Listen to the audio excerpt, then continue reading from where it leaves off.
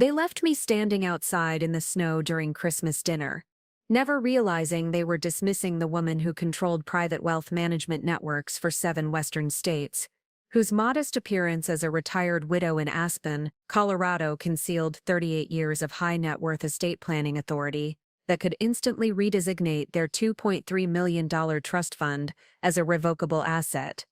coordinate the transfer of every inheritance through legitimate legal channels, and whose burdensome elderly mother persona, excluded during their exclusive holiday celebration, would soon transform into the senior managing partner of Mountain West Estate Solutions, whose financial connections could either continue protecting their comfortable inheritance expectations or classify their trust beneficiary status, conditional privileges, eligible for immediate revocation, and redistribution to beneficiaries who understood the value of both financial security and the elderly relatives whose expertise in professional relationships had made their generational wealth possible, all because the successful tech entrepreneur who assumed his retired mother represented an embarrassing inconvenience during his wife's sophisticated holiday entertaining. Never bothered to ask why private banking institutions throughout the Rocky Mountain region treated her like visiting royalty, why estate planning firms across multiple states mysteriously received perfect trust coordination and seamless wealth transfer services, and why the most exclusive financial advisors in Aspen somehow always had their high net worth clients' estate planning completed flawlessly while other wealth management firms struggled with trust documentation and inheritance coordination that could take years to organize. Before we dive into this incredible story of family abandonment meeting estate planning justice and the financial empire my ungrateful son never knew existed, make sure to hit that like button, drop a comment telling me about your worst experience with family members who treated you like a burden while enjoying wealth that your expertise helped them maintain, and subscribe so you never miss stories like this one about what happens when adult children assume elderly parents are financial liabilities, only to discover just how catastrophically wrong they can be when family disrespect meets estate planning authority that could transform their inherent expectations into cautionary tales forever, or protect their comfortable financial future based on how they chose to treat the woman whose wealth management innovations would make regional financial news, and whose response would become a legendary lesson about respecting elderly relatives. True influence over generational wealth distribution isn't always visible until your trust fund disappears overnight, and your financial advisors start asking very uncomfortable questions. My name is Margaret Elizabeth Whitmore. I'm 73 years old,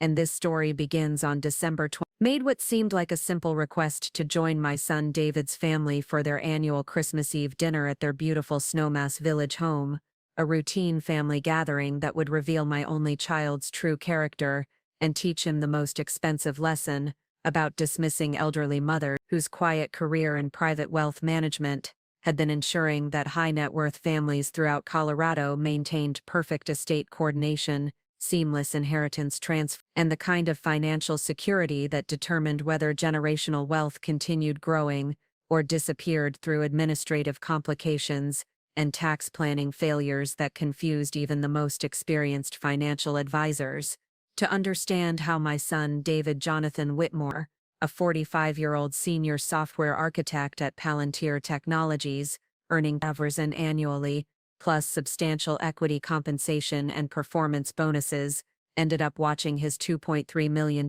trust fund vanish through legitimate estate planning modifications within 96 hours of telling his elderly mother to wait outside in the snow. You need to know who I was before. Carefully maintained image as a simple retiree, helping with grandchildren concealed the wealth management expertise and financial authority that had elevated me from entry-level trust administrator in 1982 to executive managing partner of the Mountain West High Net Worth Estate Coordination Network, a position that required federal financial compliance and system access that determined inheritance eligibility for over 4,200 ultra-high net worth families throughout Colorado, Wyoming, Montana, Utah, Nevada, Idaho, and New Mexico. For 38 extraordinary years, I was Margaret Whitmore, dedicated wealth management professional at Rocky Mountain Trust and Estate Services, starting as a junior trust coordinator when computerized inheritance management was revolutionary new technology,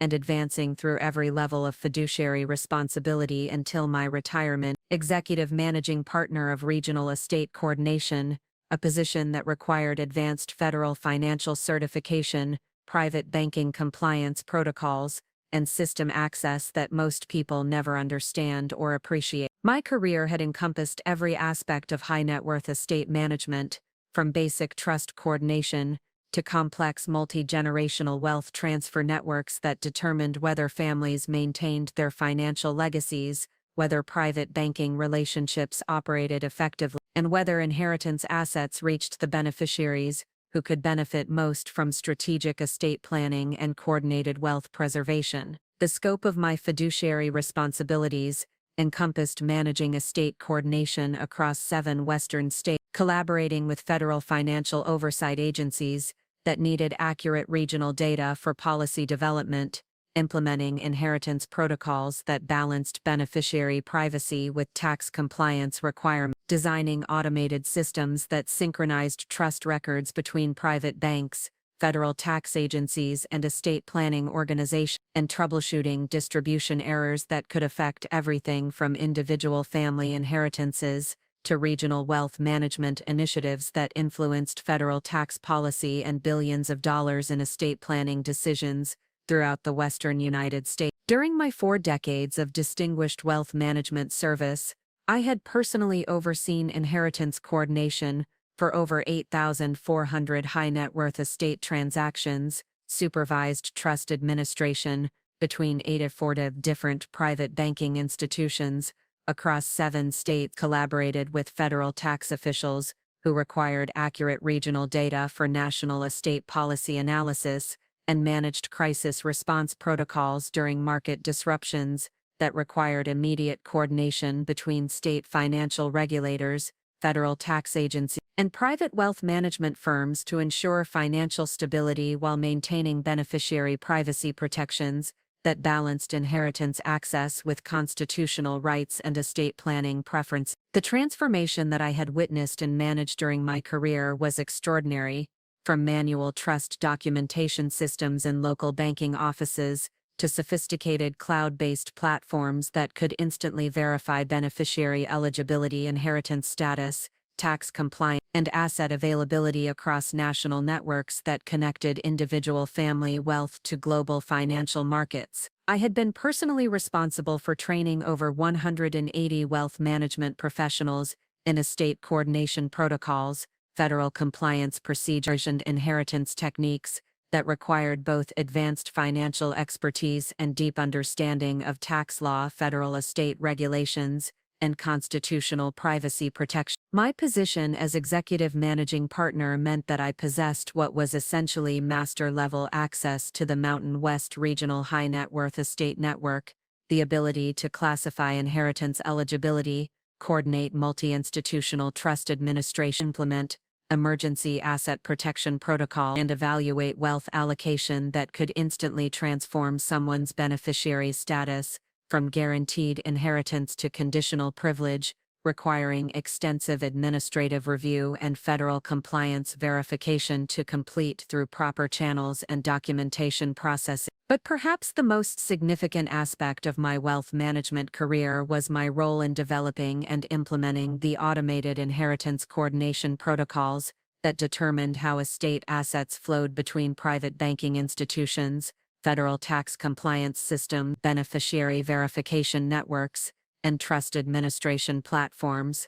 I had personally written distribution specifications that guided wealth management for millions of Western families, established coordination procedures between state financial regulators and federal tax authorities, and created evaluation protocols that ensured consistent, appropriate asset allocation across institutions that served both individual family needs and multi-generational wealth preservation requirements. The financial infrastructure that I had helped design and implement served as the model for national wealth management coordination, with estate planning authorities in other regions consulting our protocols for guidance on trust administration, inheritance coordination, compliance implementation that balanced beneficiary preferences with tax requirements and privacy protections. My expertise had been featured in federal financial services publications and consulted by wealth management organizations throughout North America who wanted to implement similar coordination systems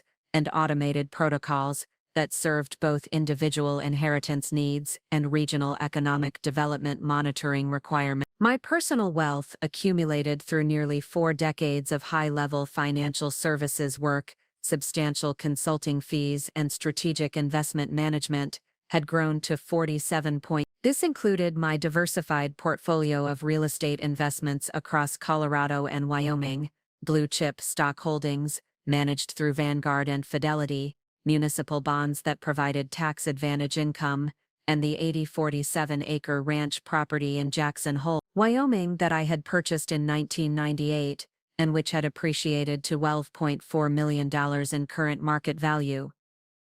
The ranch, officially named Whitmore Mountain Reserve, wasn't just a luxury retreat. It was a working cattle operation that generated substantial annual income through beef production and seasonal hunting permits, while also serving as a venue for exclusive estate planning seminars and financial industry conferences. The comfortable lifestyle that my wealth afforded included maintaining residences in both Aspen and Jackson Hole, each fully staffed and equipped with the technology infrastructure necessary for continued consultation work and financial market monitoring. My primary Aspen residence, a 6,200 square foot contemporary mountain home, valued at $8.7 million, featured panoramic views of the Elk Mountains, and served as both personal residence and occasional meeting venue for high-net-worth clients seeking discreet estate planning consultation. The home's design included a professional-grade office complex with secure communication systems, multiple high-resolution monitors for financial market analysis, and conference facilities that could accommodate strategic planning sessions for family trusts and multi-generational wealth coordination. My Jackson Hole property served as both working ranch and luxury retreat, featuring a main residence of 4 guest accommodations for up to 16 visitors, and recreational amenities that included horseback riding, fly fishing on 2 miles of private stream frontage, and helicopter access for reaching remote areas of the property. The ranch operation generated approximately $1,000 annually through cattle sales, hunting guide services, and exclusive retreat bookings, while also providing a venue for the Whitmore Institute for Advanced Estate Planning, an exclusive program that I had established to train the next generation of wealth management professionals. The Whitmore Institute represented the culmination of my career achievements and my commitment to advancing the field of high-net-worth estate planning. The program accepted only 8 participants annually through an application process, more competitive than admission to Harvard Business School, requiring extensive experience in wealth management, outstanding professional references, and demonstrated commitment to ethical financial stewardship. Participants paid $485,000 for the intensive 6-month curriculum, which included hands-on training in complex trust administration, international tax planning, family governance structure, and crisis management protocols for protecting generational wealth during market volatility and economic uncertainty. The waiting list for admission to the Whitmore Institute extended over 7 years, with applications from senior financial advisors at Goldman Sachs, Morgan Stanley, and private banking executives from Credit Suisse and Deutsche Bank, and estate planning attorneys from the most prestigious law firms in New York, Los Angeles, and London. Our graduates commanded starting salaries exceeding $500,000 annually and were recruited by the world's most exclusive wealth management firms, family offices, and private banks that served ultra-high net worth individuals and sovereign wealth funds. What made our program unique wasn't just the technical training quality, it was the network of professional relationships and institutional access that came with graduation from the most respected wealth management education program in North America. Whitmore Institute graduates received automatic consideration for senior positions at major financial institutions, gained access to our network of private banking professionals and regulatory officials, and could leverage our consultation services to build careers in wealth management that would be impossible to achieve through traditional financial education and standard industry advancement. The advanced curriculum that we provided included intensive training in offshore trust structure, tax haven coordination, regulatory compliance across multiple jurisdictions, crisis wealth protection during political instability, and family governance systems that preserved wealth across generations while maintaining family harmony and beneficiary engagement. Our graduates managed private wealth for Fortune 500 CEOs, entertainment industry figures, professional athletes, technology entrepreneurs, and political families who required the highest levels of discretion and expertise in preserving and transferring generational wealth. The ranch facilities that hosted our institute programs included state-of-the-art conference rooms with secure communication capabilities, case study libraries featuring actual trust documents and estate planning scenarios, simulation laboratories where participants practiced crisis management and family conflict resolution, and guest accommodations that created an immersive learning environment away from urban distractions and professional interruption. The program operated from April through September each year, taking advantage of Wyoming's spectacular spring and summer weather, while providing access to outdoor activities that facilitated team building and strategic thinking development. My professional relationships developed through the Institute included direct connections with senior executives at every major wealth management organization, federal financial regulators responsible for estate planning oversight, and international banking officials who managed cross-border wealth transfers and tax compliance. These relationships represented decades of professional collaboration and mutual respect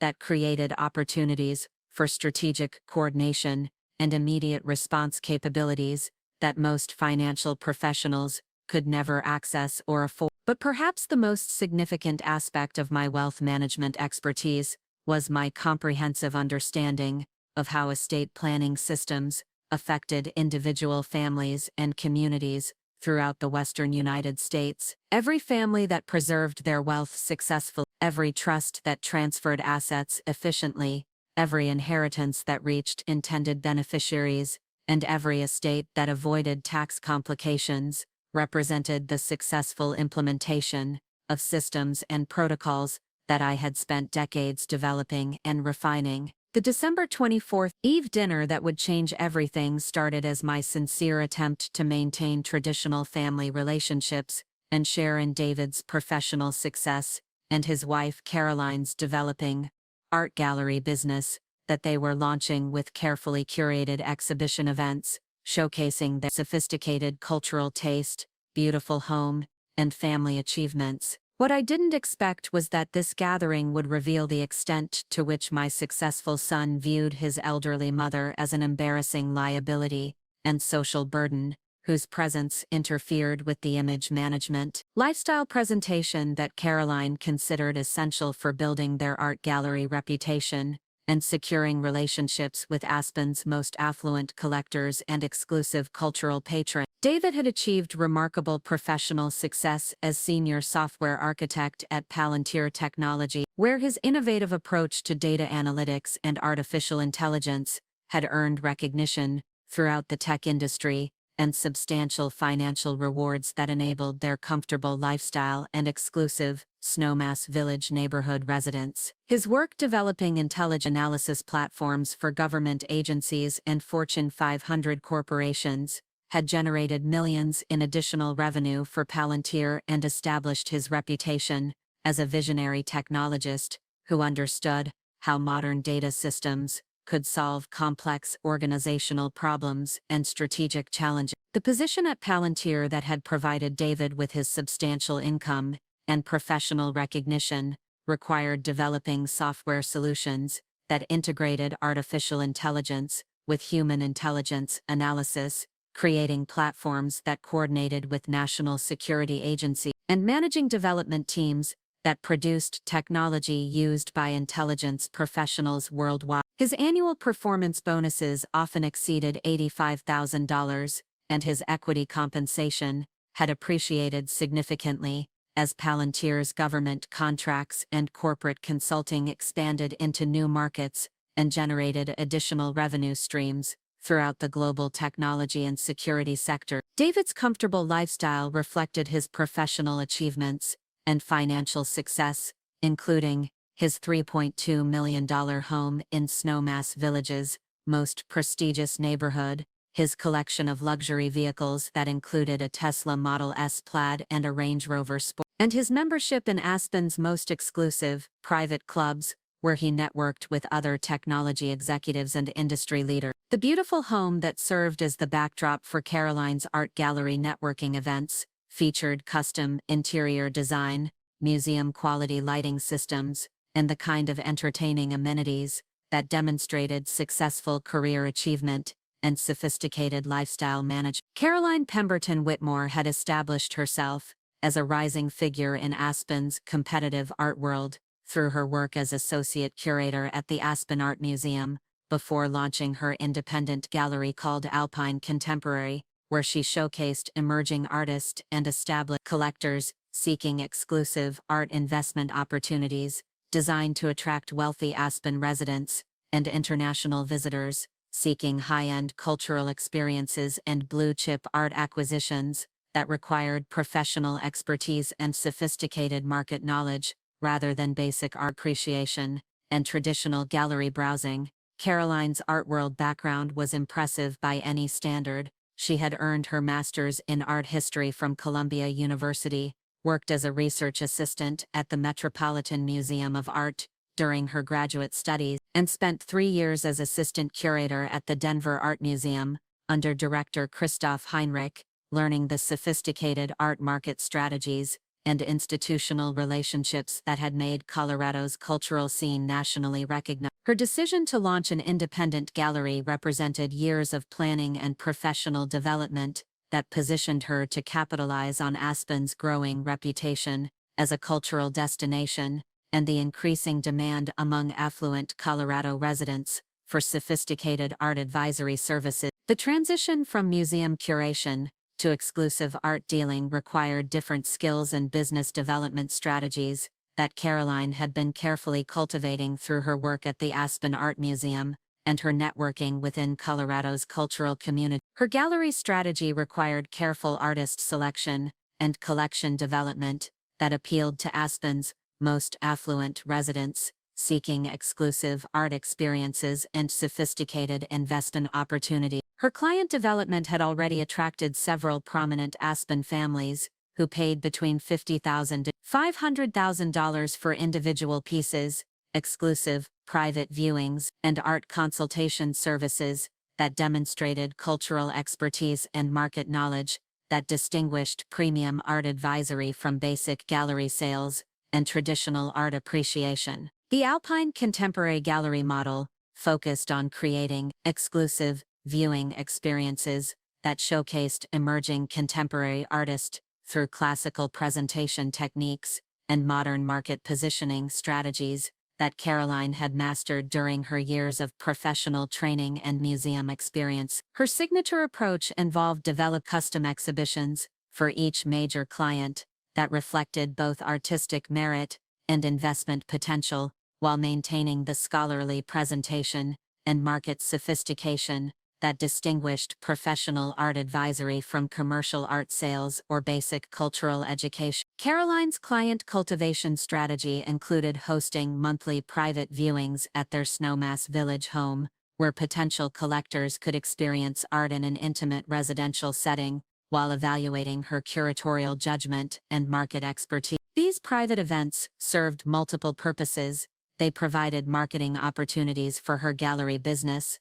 allowed her to test market response to new artist and exhibition concepts, and enabled David to support her business development through his technology expertise and professional networking connections within Aspen's business community. The art gallery business development that Caroline was pursuing required maintaining consistent quality presentation and sophisticated collection offerings that attracted high-end clients and exclusive cultural opportunities worth potentially 7 figures annually. The beautiful home that served as her primary exhibition space and private viewing venue had been renovated specifically to support her gallery operations, featuring museum-quality lighting systems, including precision track lighting and climate control, custom display areas for rotating artwork exhibitions, and entertainment spaces that enabled her to host intimate gatherings for serious collectors and cultural patrons.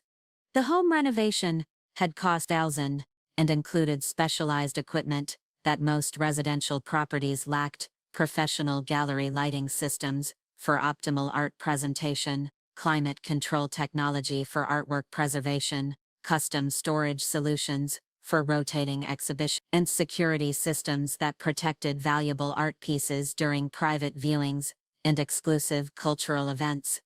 The investment represented their confidence in Caroline's business potential and their commitment to providing the infrastructure necessary for high-end art market success. David's technology expertise had proven invaluable in developing Caroline's digital presence and client relationship management strategy. His experience at Palantir in creating data analytics systems translated perfectly to understanding art market trends and collector behavior patterns that informed Caroline's acquisition decisions and pricing strategy. He had developed sophisticated customer relationship management systems, designed her gallery's online presence, and leveraged his professional network to introduce Caroline to potential clients throughout Aspen's technology and finance communities.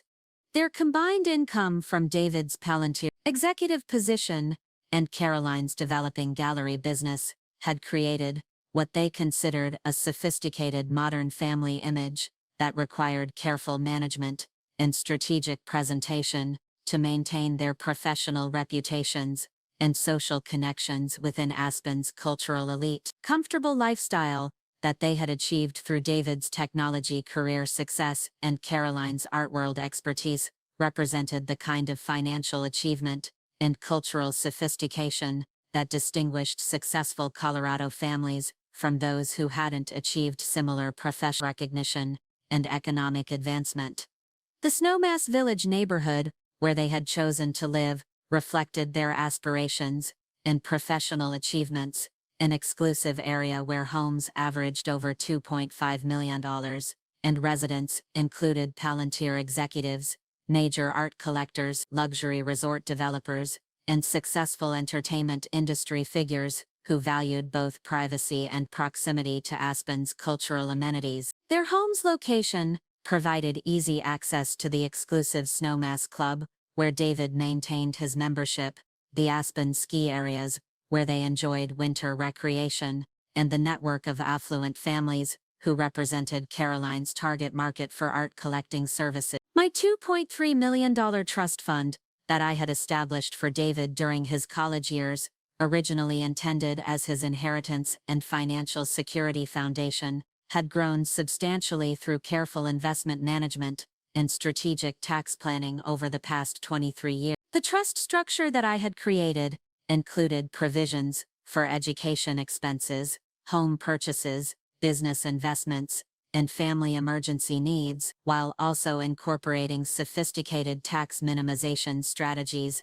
and asset protection protocols that preserved wealth across generations and provided maximum flexibility for changing family circumstances and economic conditions. The trust assets included a diversified portfolio of blue-chip stocks, municipal bonds, real estate investments, and alternative assets that generated approximately $180,000 annually in passive income, while preserving principal value through strategic reinvestment and professional management. David had been receiving quarterly distributions since his 25th birthday, providing financial security that enabled his comfortable lifestyle, home purchases, and career flexibility without requiring him to prioritize salary over professional satisfaction or geographic preferences. But during our December 24th Christmas Eve gathering, as I attempted to share stories about my own career achievements and express interest in David's Palantir projects and Caroline's gallery activity, I gradually realized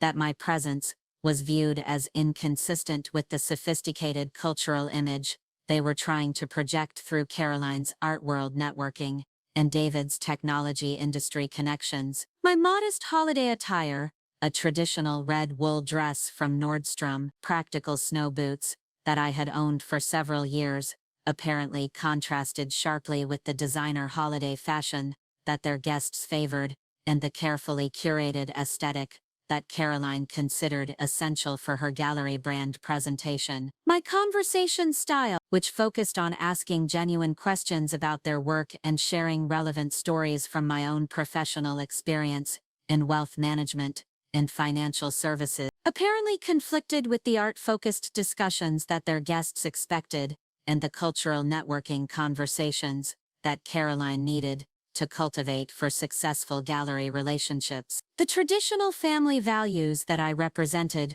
respect for elders, appreciation for family history, and interest in multi-generational relationships, seemed to interfere with the modern professional networking and cultural presentation that distinguished their social circle from more traditional Colorado families and conventional holiday celebrations.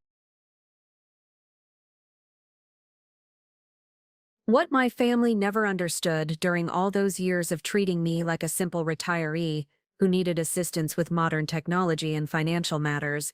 was that their comfortable assumption about my limited capabilities revealed their complete ignorance of the wealth management empire I had built throughout the Western financial community, an ANREIN that operated so seamlessly and efficiently that its very invisibility had become its greatest strength and my family's most dangerous vulnerability.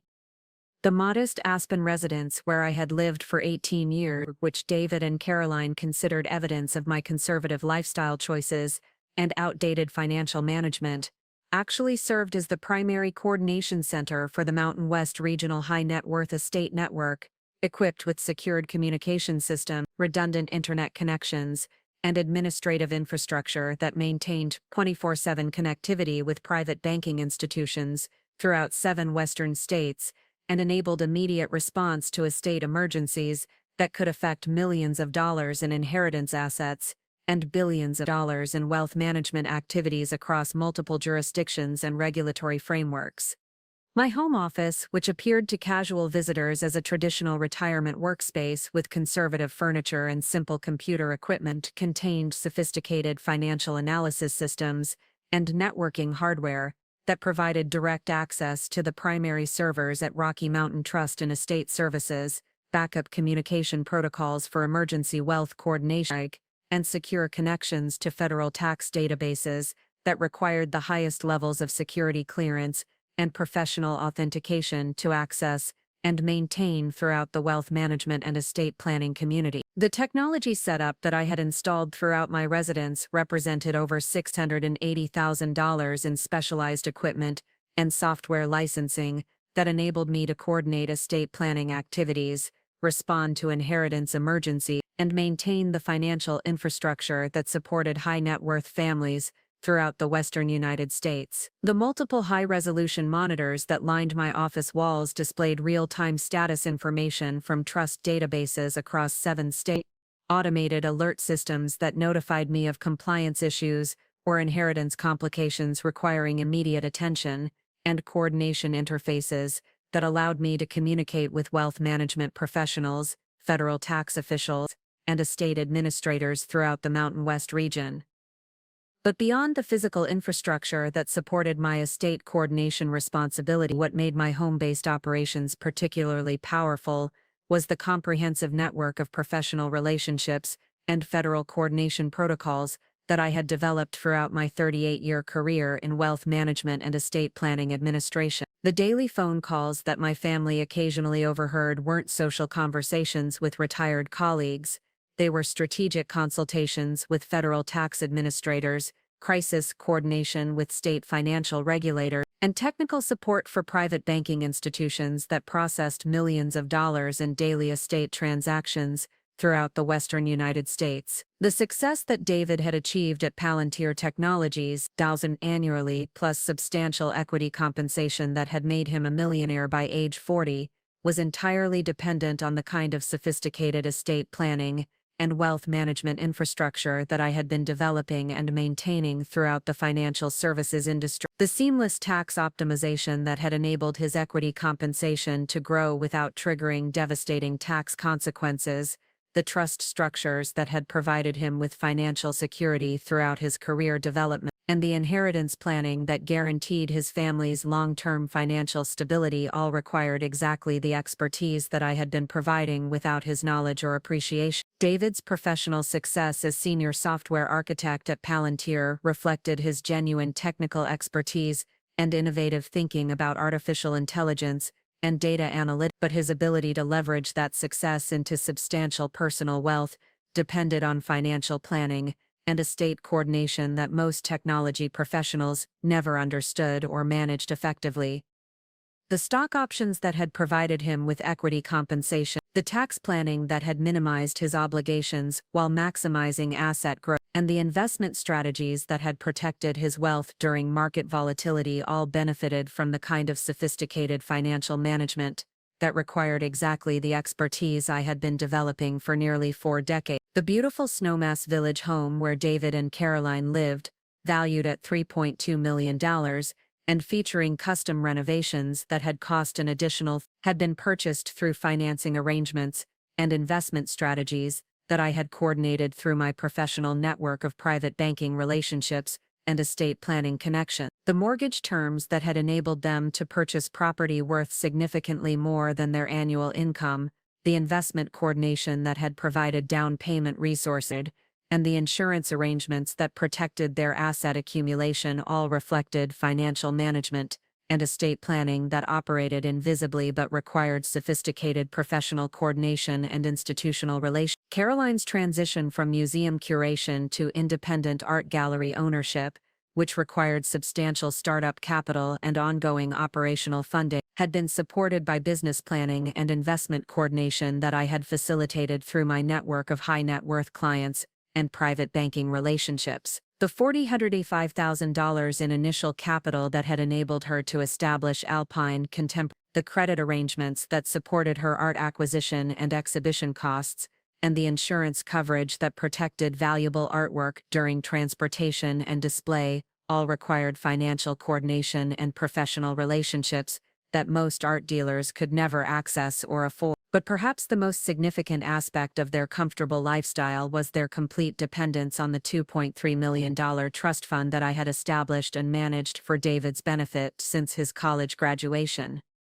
The quarterly distributions that provided the emergency access provisions that had supported major purchases and investment opportunity, and the tax optimization strategies that maximized distribution value while minimizing tax obligations, all represented sophisticated estate planning and wealth management that operated automatically but required constant professional oversight and coordination. The trust structure that supported David's financial security included complex investment strategies that balanced growth potential with risk management, tax minimization protocols that preserved wealth across multiple jurisdictions, and distribution mechanisms that provided flexibility for changing family needs, while maintaining principal preservation and long-term growth objectives. The annual income that the trust generated exceeded $180,000 through careful asset management and strategic reinvestment, providing David with financial independence that enabled career choices based on professional satisfaction rather than salary requirement. Caroline's art gallery business development, which required significant capital investment and ongoing operational funding, had benefited from loan arrangements and credit facilities that I had coordinated through my professional relationships with private banking institutions that specialized in supporting high net worth entrepreneurial ventures. The credit lines that provided working capital for art acquisition, the insurance arrangements that protected valuable inventory during exhibitions and transportation, and investment coordination that enabled business expansion all reflected financial services and estate planning that required exactly the professional expertise and institutional relationships that I had been maintaining throughout my career. The lifestyle that David and Caroline had achieved through their combined professional success and family financial support included luxury vehicle purchases that had been financed through specialized lending arrangements, travel experiences that required comprehensive insurance and financial coordination, and investment opportunities that benefited from professional asset management and estate planning strategies. Their membership in exclusive private clubs, their participation in high-end recreational activities and their access to luxury services all depended on financial coordination and wealth management that operated seamlessly but required sophisticated professional oversight and institutional relations. But what made their assumptions about my limited financial sophistication particularly dangerous was their complete ignorance of my actual authority within the wealth management and estate planning community throughout the western United States, the modest lifestyle that I maintained the conservative investment approaches that I discussed during family conversations, and the traditional financial values that I expressed during holiday gatherings, all concealed the reality that I controlled estate planning and wealth management systems that could instantly affect their financial security and inheritance expectations in ways they had never imagined or prepared for. The Whitmore Institute for Advanced Estate Planning, which operated from my Wyoming ranch property and provided the most exclusive wealth management education in North America, had trained over 340 professionals who now held senior positions at major private banking institutions, federal tax agencies, and estate planning organizations throughout the western state. These graduates maintained professional loyalty and ongoing consultation relationships that created opportunities for immediate coordination and strategic response capabilities that most wealth management professionals could never access or leverage. The annual revenue that the Whitmore Institute generated through its exclusive education programs exceeded $3.8 million, reflecting the premium value that wealth management professionals placed on training that provided access to my professional network and institutional relations. The waiting list for admission extended over 7 years, because graduates consistently achieved career advancement and compensation increases that justified the substantial program costs and intensive educational requirements. But beyond the financial success of my institute, what made the program particularly influential was its role in developing and implementing the next generation of estate planning protocols and wealth management strategies that would determine how high net worth families preserved and transferred assets across generations. The graduates from our program were leading innovation at institutions like Goldman Sachs Private Wealth Management, Morgan Stanley Private Bank, and UBS Wealth Management, implementing coordination protocols that I had developed and maintaining professional relationships that extended my influence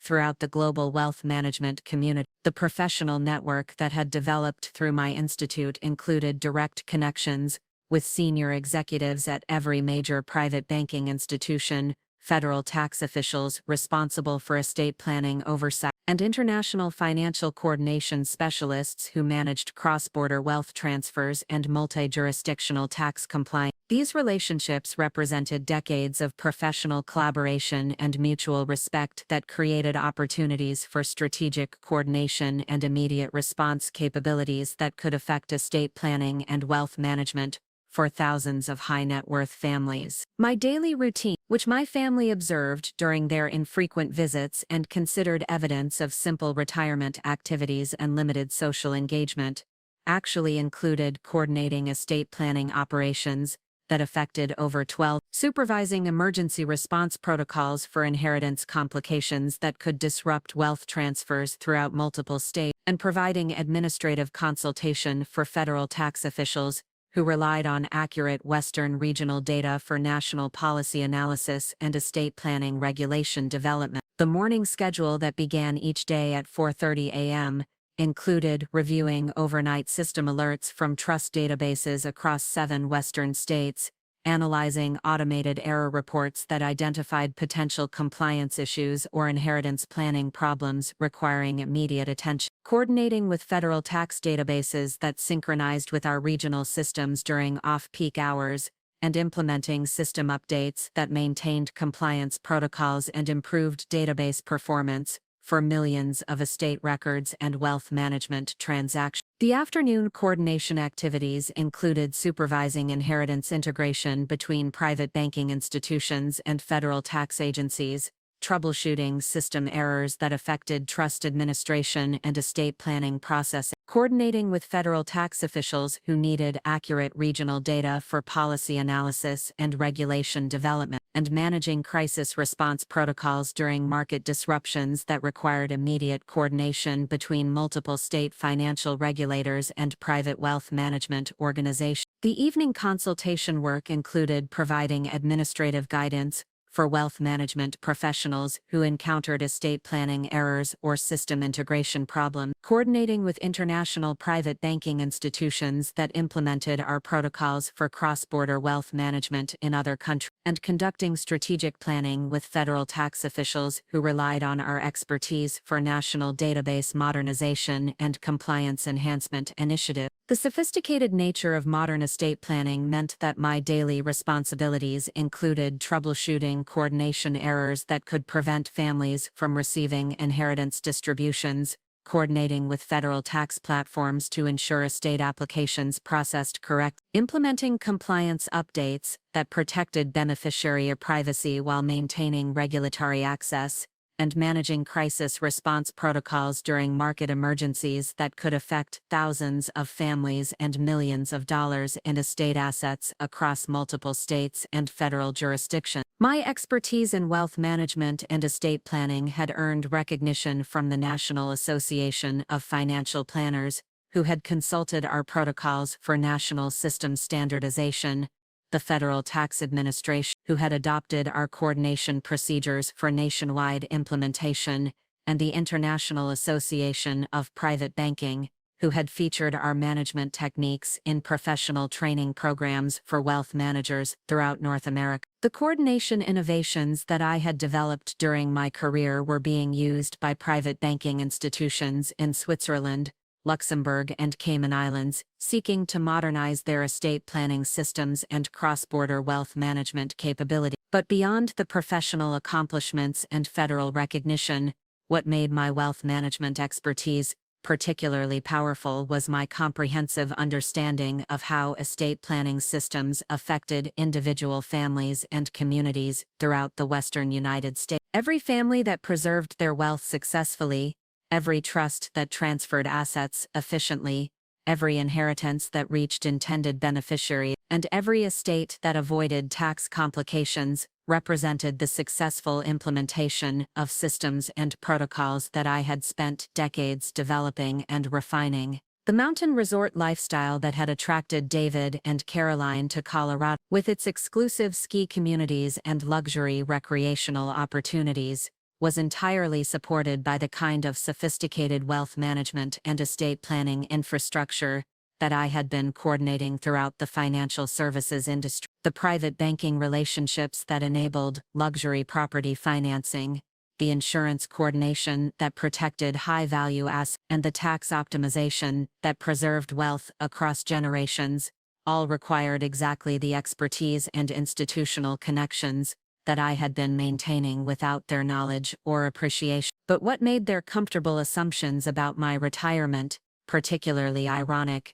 was that my transition from Rocky Mountain Trust and Estate Services employee to independent consultant had actually increased my authority and access to estate planning databases throughout the Western United States. The consultation contracts that I had negotiated included continued access to all wealth management systems that I had managed during my career, emergency response authority for inheritance complications and compliance incidents, and strategic planning responsibilities for next-generation estate planning technology that would determine how wealth was managed and coordinated for the next 20 years. The federal consultation work that continued generating over $1.2 million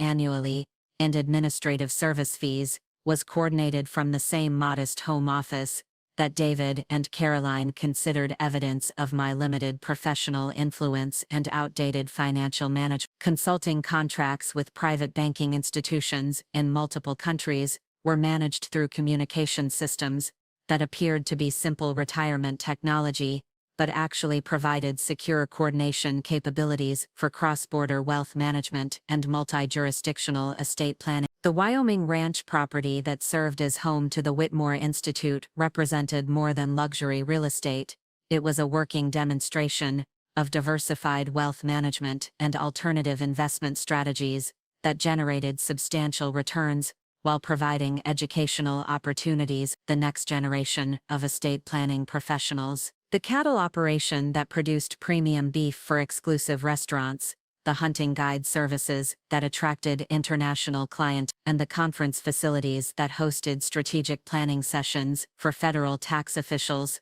all reflected the kind of comprehensive wealth management and business development that most financial professionals could never achieve or sustain. But perhaps the most significant aspect of my wealth management authority was my role in determining which families received priority estate planning coordination and optimal inheritance processing throughout the Mountain West Regional Network. The administrative protocols that I had designed included automated quality assessment algorithms that evaluated estate planning effectiveness and determined distribution positioning based on family cooperation and compliance standards, which meant that families who demonstrated appropriate respect for professional expertise received enhanced service and coordination benefits. This meant that David and Caroline's comfortable financial management had always benefited from priority estate planning coordination, enhanced inheritance processing that reduced administrative delays, expedited tax optimization that prevented compliance complications, and automated wealth protection protocols that maintained their financial security during market volatility and economic uncertainty. The seamless financial experiences that they had always enjoyed weren't natural consequences of working with premium private banking institutions. They were the direct result of administrative preferences and coordination advantages that I had been providing through my professional authority and system access. The $2 million trust fund that provided David with quarterly distributions and financial security had benefited from investment management and tax optimization that exceeded standard trust administration through enhanced coordination protocols and priority processing that prevented the administrative delays and compliance complications that affected most inheritance and estate planning arrangements. The business financing that had supported Caroline's art gallery development had received expedited approval and favorable terms because of coordination preferences and institutional relationships that I had maintained throughout the private banking and wealth management community. The estate planning and wealth management that had protected their assets during market volatility enabled their luxury lifestyle purchases and provided long-term financial security, all reflected administrative coordination and professional relationships that I had been maintaining without their knowledge or appreciation. The tax optimization that had preserved their wealth accumulation, the insurance coordination that protected their valuable assets, and the inheritance planning that guaranteed their children's financial futures all depended on exactly the expertise and institutional authority that I had been developing throughout my career. The December 24th Christmas Eve dinner that would reveal their true character and trigger the most expensive lesson of their lives about family respect and financial gratitude was rapidly approaching,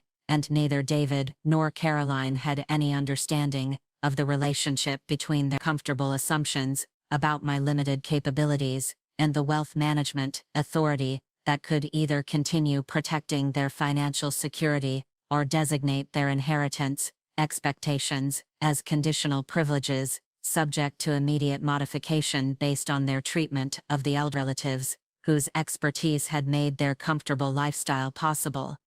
The December 24th Christmas Eve dinner that would change everything started as my sincere attempt to maintain traditional family relationships and share in David's professional success and Caroline's developing art gallery business that they were showcasing through sophisticated holiday entertaining, exclusive guest cultivation, and strategic networking activities designed to position them within Aspen's cultural elite and wealthy collector community. What I didn't expect was that this gathering would reveal the extent to which my successful son and daughter-in-law viewed their elderly relative as an embarrassing liability, whose presence interfered with their carefully curated sophisticated image and business development objectives. The evening had begun promisingly when I arrived at their beautiful Snowmass Village home, carrying homemade Christmas cookies that I had prepared using traditional family recipes and premium organic ingredients from Whole Foods. I had thought that bringing traditional holiday treats would complement their sophisticated dinner presentation and demonstrate appreciation for the family traditions that connected our holiday celebrations across generations. However, my gesture was received with polite acknowledgement rather than genuine enthusiasm, and I noticed that my cookies were placed in the kitchen rather than being incorporated into their elegant dessert presentation. The guest list that David and Caroline had assembled for their Christmas Eve dinner included several influential figures from Aspen's art world and technology community, reflecting their strategic approach to holiday entertaining and professional networking. The invitations had been extended to Dr. Harrison Blackwood and his wife Victoria, who owned one of the largest private art collections in Colorado and were known for supporting emerging galleries through substantial acquisitions and exclusive exhibition partnership. Blackwood had made his fortune through biotechnology investments and maintained homes in Aspen, New York, and Switzerland, while Victoria served on the boards of several major art museums and influenced collecting trends throughout the Rocky Mountain region. Also present were James and Patricia Sterling, whose wealth came from technology investments and private equity partnerships that had generated over $180 million in personal net worth. James had been an early investor in several successful startups and maintained close relationships with venture capital firms throughout Silicon Valley, while Patricia operated an exclusive interior design business that served ultra-high net worth clients seeking museum-quality residential environment. Their presence at David and Caroline's dinner reflected the kind of professional networking and relationship building that could generate substantial business opportunities for both Palantir career advancement and art gallery development. The third couple, Dr. Marcus and Jennifer Thompson Hayes, represented established Aspen society and multi-generational wealth that commanded respect throughout Colorado's social and cultural communities. Dr. Thompson Hayes worked as a prominent plastic surgeon, whose clientele included entertainment industry figures and international business leaders, while Jennifer managed the family foundation that supported cultural institutions and educational programs throughout the Western states. Their attendance at holiday gatherings served as social validation and indicated serious acceptance within Aspen's most exclusive circle. Caroline's presentation throughout the evening was carefully orchestrated to demonstrate her curatorial expertise while building personal relationships that could lead to art acquisitions and referrals within Aspen's wealthy collector community. Her discussion of current exhibitions, emerging artists, and market trends revealed sophisticated knowledge and professional credibility that distinguished Serious Art Advisory from commercial gallery operation. The wine selection that accompanied dinner included bottles from exclusive Colorado vineyards, as well as carefully chosen French wines that complemented both the sophisticated menu and the refined tastes of their guests. David's networking approach focused on discussing technology industry developments and artificial intelligence applications that demonstrated his expertise while identifying potential collaboration opportunities within Aspen's business community. His knowledge of data analytics, government contracting, and technology investment trends added to his professional credibility and created opportunities for business development that could enhance his Palantir career advancement and personal financial growth. The service style and presentation quality that David and Caroline maintained throughout the evening reflected professional event management standards rather than casual family entertaining courses, were presented with precise timing, wine service followed proper protocol, and conversation management ensured that all guests remained engaged and comfortable throughout the extended dinner experience. The attention to detail created the kind of sophisticated social experience that their target network expected and would remember when making decisions about art acquisitions and professional collaboration. But as the evening progressed and the conversation continued to focus on business networking, art market analysis, and cultural positioning within Aspen society, I became increasingly aware that my presence was viewed as inconsistent with the image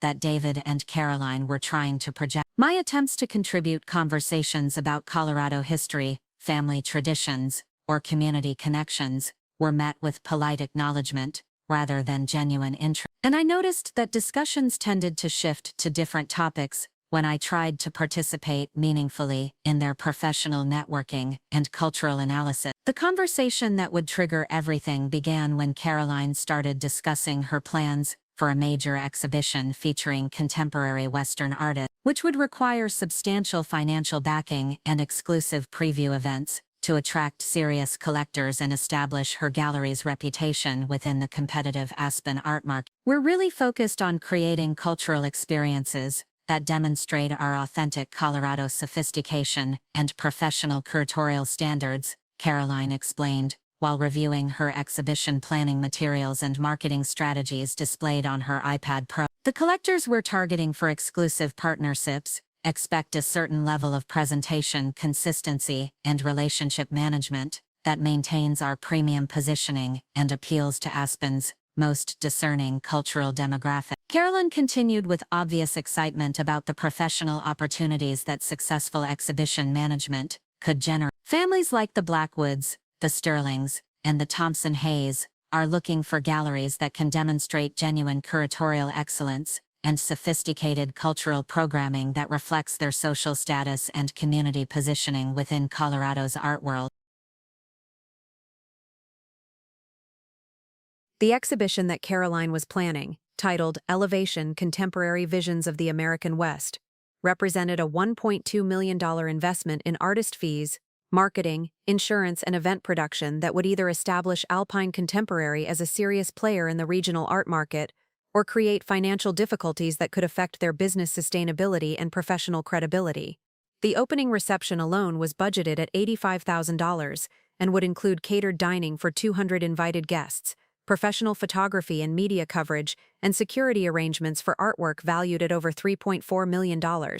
David's support for Caroline's exhibition strategy reflected his understanding of how cultural networking could enhance both their professional advancement and their social positioning within Aspen's elite community. Caroline's really building something special with her gallery, and we want to make sure everything we present publicly reflects the quality and sophistication that our professional reputations and lifestyle positioning deserve, he said while discussing their upcoming cultural events and business development strategies. Our home, our entertaining style, our family presentation, everything needs to maintain the high-end image that attracts the kind of collectors who can afford premium art and establish Caroline as Aspen's premier contemporary gallery.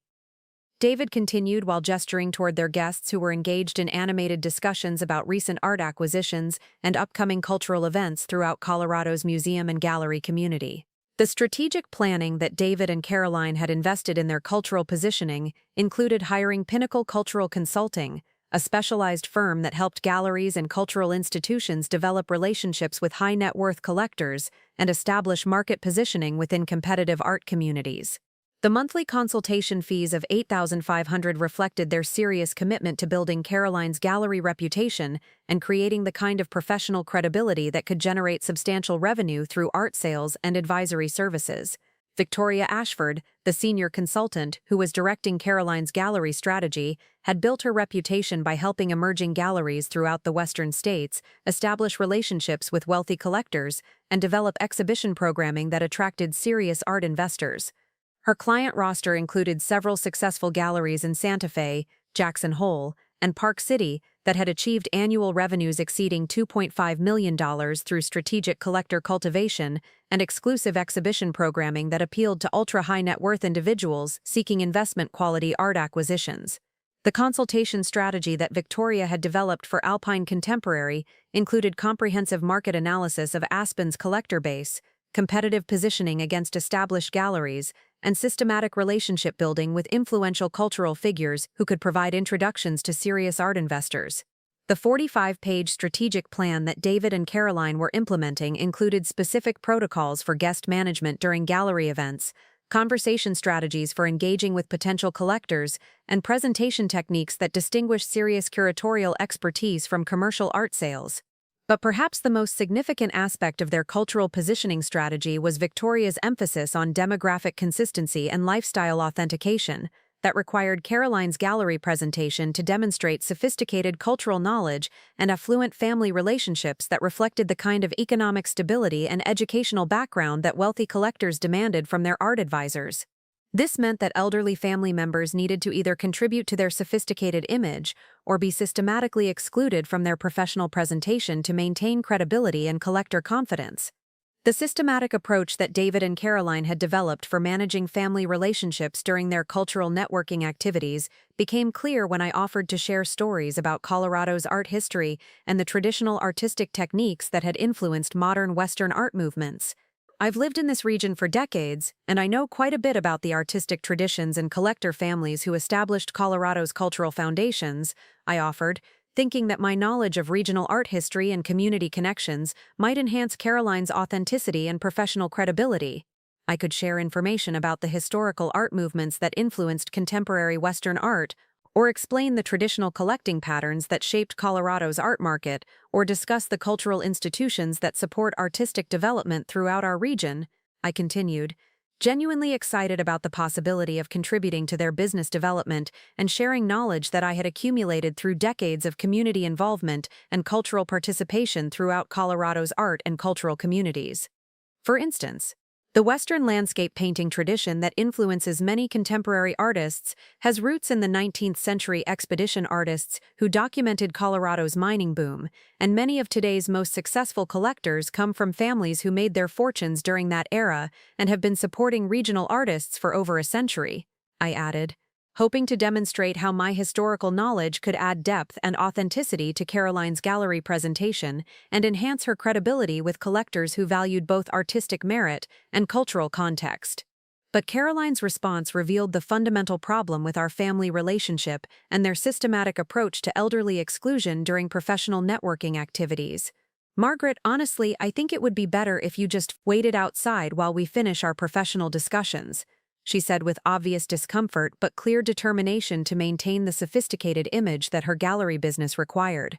Your stories about traditional Colorado art don't really fit with the contemporary presentation we're building, and we need to maintain a consistent cultural image that appeals to the demographics we're targeting for premium art partnerships and exclusive collecting relationships. The phrase "waited outside" hung in the air like a revelation of their true feelings about family relationships and elderly respect that distinguish traditional values from modern business priorities and professional networking advancement. Caroline wasn't just asking me to avoid their dinner party, she was expressing her belief that her elderly mother-in-law represented an embarrassing burden whose presence interfered with their carefully cultivated sophisticated image and business development opportunities. David's immediate agreement with Caroline's assessment revealed their coordinated approach to family management and their shared commitment to prioritizing business development over traditional family relationships and elderly respect. We really appreciate your interest in helping, Margaret, but tonight is focused on building professional relationships and demonstrating our gallery capabilities to potential collectors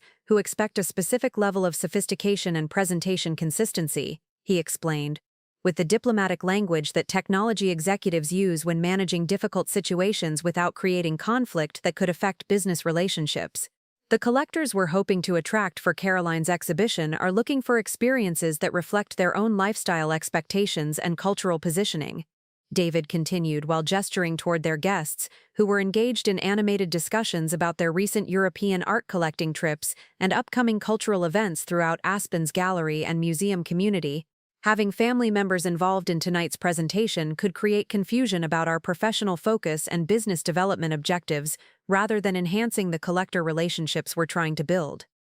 Dr. Blackwood's uncomfortable expression during Caroline's dismissal of my offer to contribute to the evening's conversation revealed that their guests recognized the inappropriate nature of excluding elderly family members from holiday gatherings, but the professional networking context prevented any direct intervention or criticism that might affect their own relationships with David and Caroline. The wealthy collectors who were evaluating Caroline's gallery services understood the importance of family values and community connections in establishing cultural credibility, making Caroline's treatment of her elderly relative particularly problematic for the business relationships they were trying to develop. The temperature that December 24th evening had dropped to 18 degrees Fahrenheit, with snow falling steadily and wind gusts reaching 25 miles per hour, conditions that made standing outside dangerous for anyone, but particularly hazardous for a 73-year-old woman wearing only a wool dress and light jacket appropriate for indoor entertaining, rather than winter weather exposure. The National Weather Service had issued a winter weather advisory for the Aspen area, warning of potentially life-threatening conditions for anyone exposed to the elements for extended periods. But the systematic dismissal that followed revealed how completely David and Caroline had embraced the kind of business thinking that treated family relationships as optional components of professional success rather than foundational values that distinguished meaningful achievement from superficial networking and image management. The polite but firm direction to wait outside in dangerous winter conditions while their guests enjoyed warm conversation and professional networking in their heated home represented a calculated decision to prioritize business networking over family safety and elderly care. The cultural positioning consultation that Caroline had received from Victoria Ashford included specific recommendations about family presentation management during gallery events and collector cultivation activities. The strategic guidelines that David and Caroline were following treated elderly relatives like potential complications requiring systematic exclusion or strategic presentation modification, rather than family members deserving respect and inclusion regardless of their contribution to business objectives or professional image enhancement. We need to maintain cultural consistency while protecting our gallery development and collector acquisition opportunities, Caroline had explained during their planning session with Victoria. Margaret's traditional values and modest presentation represent complications for our contemporary positioning, but we can manage her involvement through strategic exclusion that limits her impact on our gallery business development and collector relationship building. David's approach to family relationship management reflected his technology background and strategic thinking about business development that required systematic evaluation of every element that might affect their gallery success and cultural positioning. The careful planning that he applied to managing my potential involvement in their cultural networking activities revealed his professional understanding of how family presentation affected collector acquisition opportunities and revenue generation rates that determine their gallery business profitability. Every family member who appears in our cultural presentation needs to contribute positively to our gallery positioning and collector appeal, David had explained while reviewing business strategy documentation with Caroline. Margaret's modest lifestyle and traditional conversation style create cultural confusion that could affect our collector negotiations and reduce the credibility that wealthy families require for premium art partnerships and exclusive gallery relationships. The strategic coordination that David and Caroline had developed for managing our family relationship included specific protocols for limiting my knowledge of their cultural business development activities, preventing my involvement in their gallery presentation planning, and maintaining the appearance of family consideration while systematically excluding me from the professional activities that generated their gallery income and cultural success. But perhaps the most revealing aspect of their family relationship management was their assumption that I would never discover the extent of their systematic dismissal or understand the professional consultation that had led to their decision that I should wait outside during their cultural business development activities. The condescending confidence that they displayed during family interactions reflected their belief that elderly relatives couldn't comprehend modern business strategies or professional development that required sophisticated planning and strategic family relationship management. The snow that continued falling throughout their dinner party created increasingly dangerous conditions outside their heated home, with visibility dropping to less than 50 feet and wind chill factors reaching -15 degrees Fahrenheit. The weather conditions that I faced while standing on their covered porch, wearing only indoor clothing and unable to return to my car due to rapidly accumulating snow, represented a genuine threat to my health and safety that David and Caroline either ignored or dismissed as acceptable consequences of maintaining their professional image and cultural positioning. The conversation that continued inside their warm dining room, which I could hear clearly through their sliding glass doors, focused on art market trends, collector acquisition strategies, and cultural networking opportunities that could generate substantial revenue for Caroline's gallery business. The animated discussions about recent art acquisitions, upcoming exhibitions, and investment opportunities revealed the kind of professional networking and business development that David and Caroline considered more important than elderly safety or family relationships. Dr. Blackwood's wife, Victoria, made several attempts to redirect the conversation toward my exclusion and the inappropriate nature of leaving an elderly woman outside during dangerous winter weather. "Perhaps we should invite Margaret back inside," she suggested during a lull in their business discussion. "The weather conditions are becoming quite severe, and holiday gatherings should include all family members regardless of business objectives or professional considerations." But Caroline's response revealed the depth of her commitment to maintaining their sophisticated image and professional presentation regardless of family consequences or elderly safety. "Margaret is fine where she is," she replied with obvious irritation at the suggestion that business priorities should be subordinated to family care.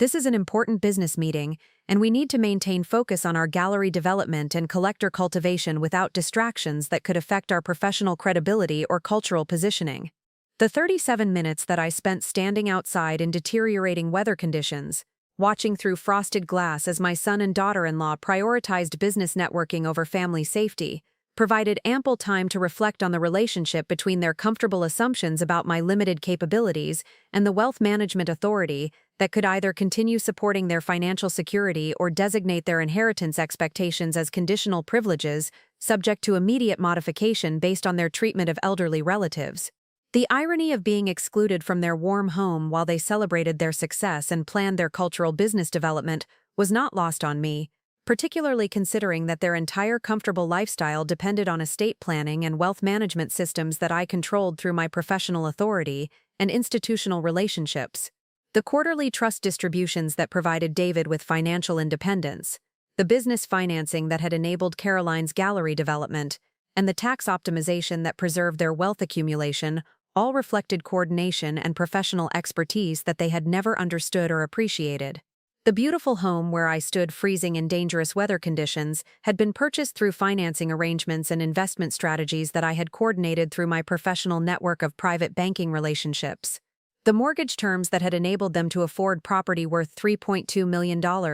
the insurance coverage that protected their valuable assets, and the tax planning that minimized their obligations while maximizing their wealth accumulation all required exactly the expertise and institutional authority that they were systematically dismissing and excluding from their sophisticated holiday celebration. But what made their treatment particularly devastating was the recognition that their systematic exclusion wasn't based on any actual assessment of my capabilities or potential contributions to their cultural networking. It was purely about image management and professional presentation that treated elderly relatives like business complications requiring strategic solutions rather than family members deserving respect and inclusion regardless of their contribution to business objectives or professional advancement. The wind that continued intensifying throughout the evening created wind chill conditions approaching -20 degrees Fahrenheit, making my continued exposure to the elements increasingly dangerous despite the minimal protection provided by their covered porch area. The snow accumulation that reached over 6 inches during the time I spent outside made returning to my vehicle impossible without assistance, effectively trapping me in weather conditions that posed genuine health risks for anyone, but particularly serious threats for elderly individuals wearing inadequate clothing for winter weather exposure.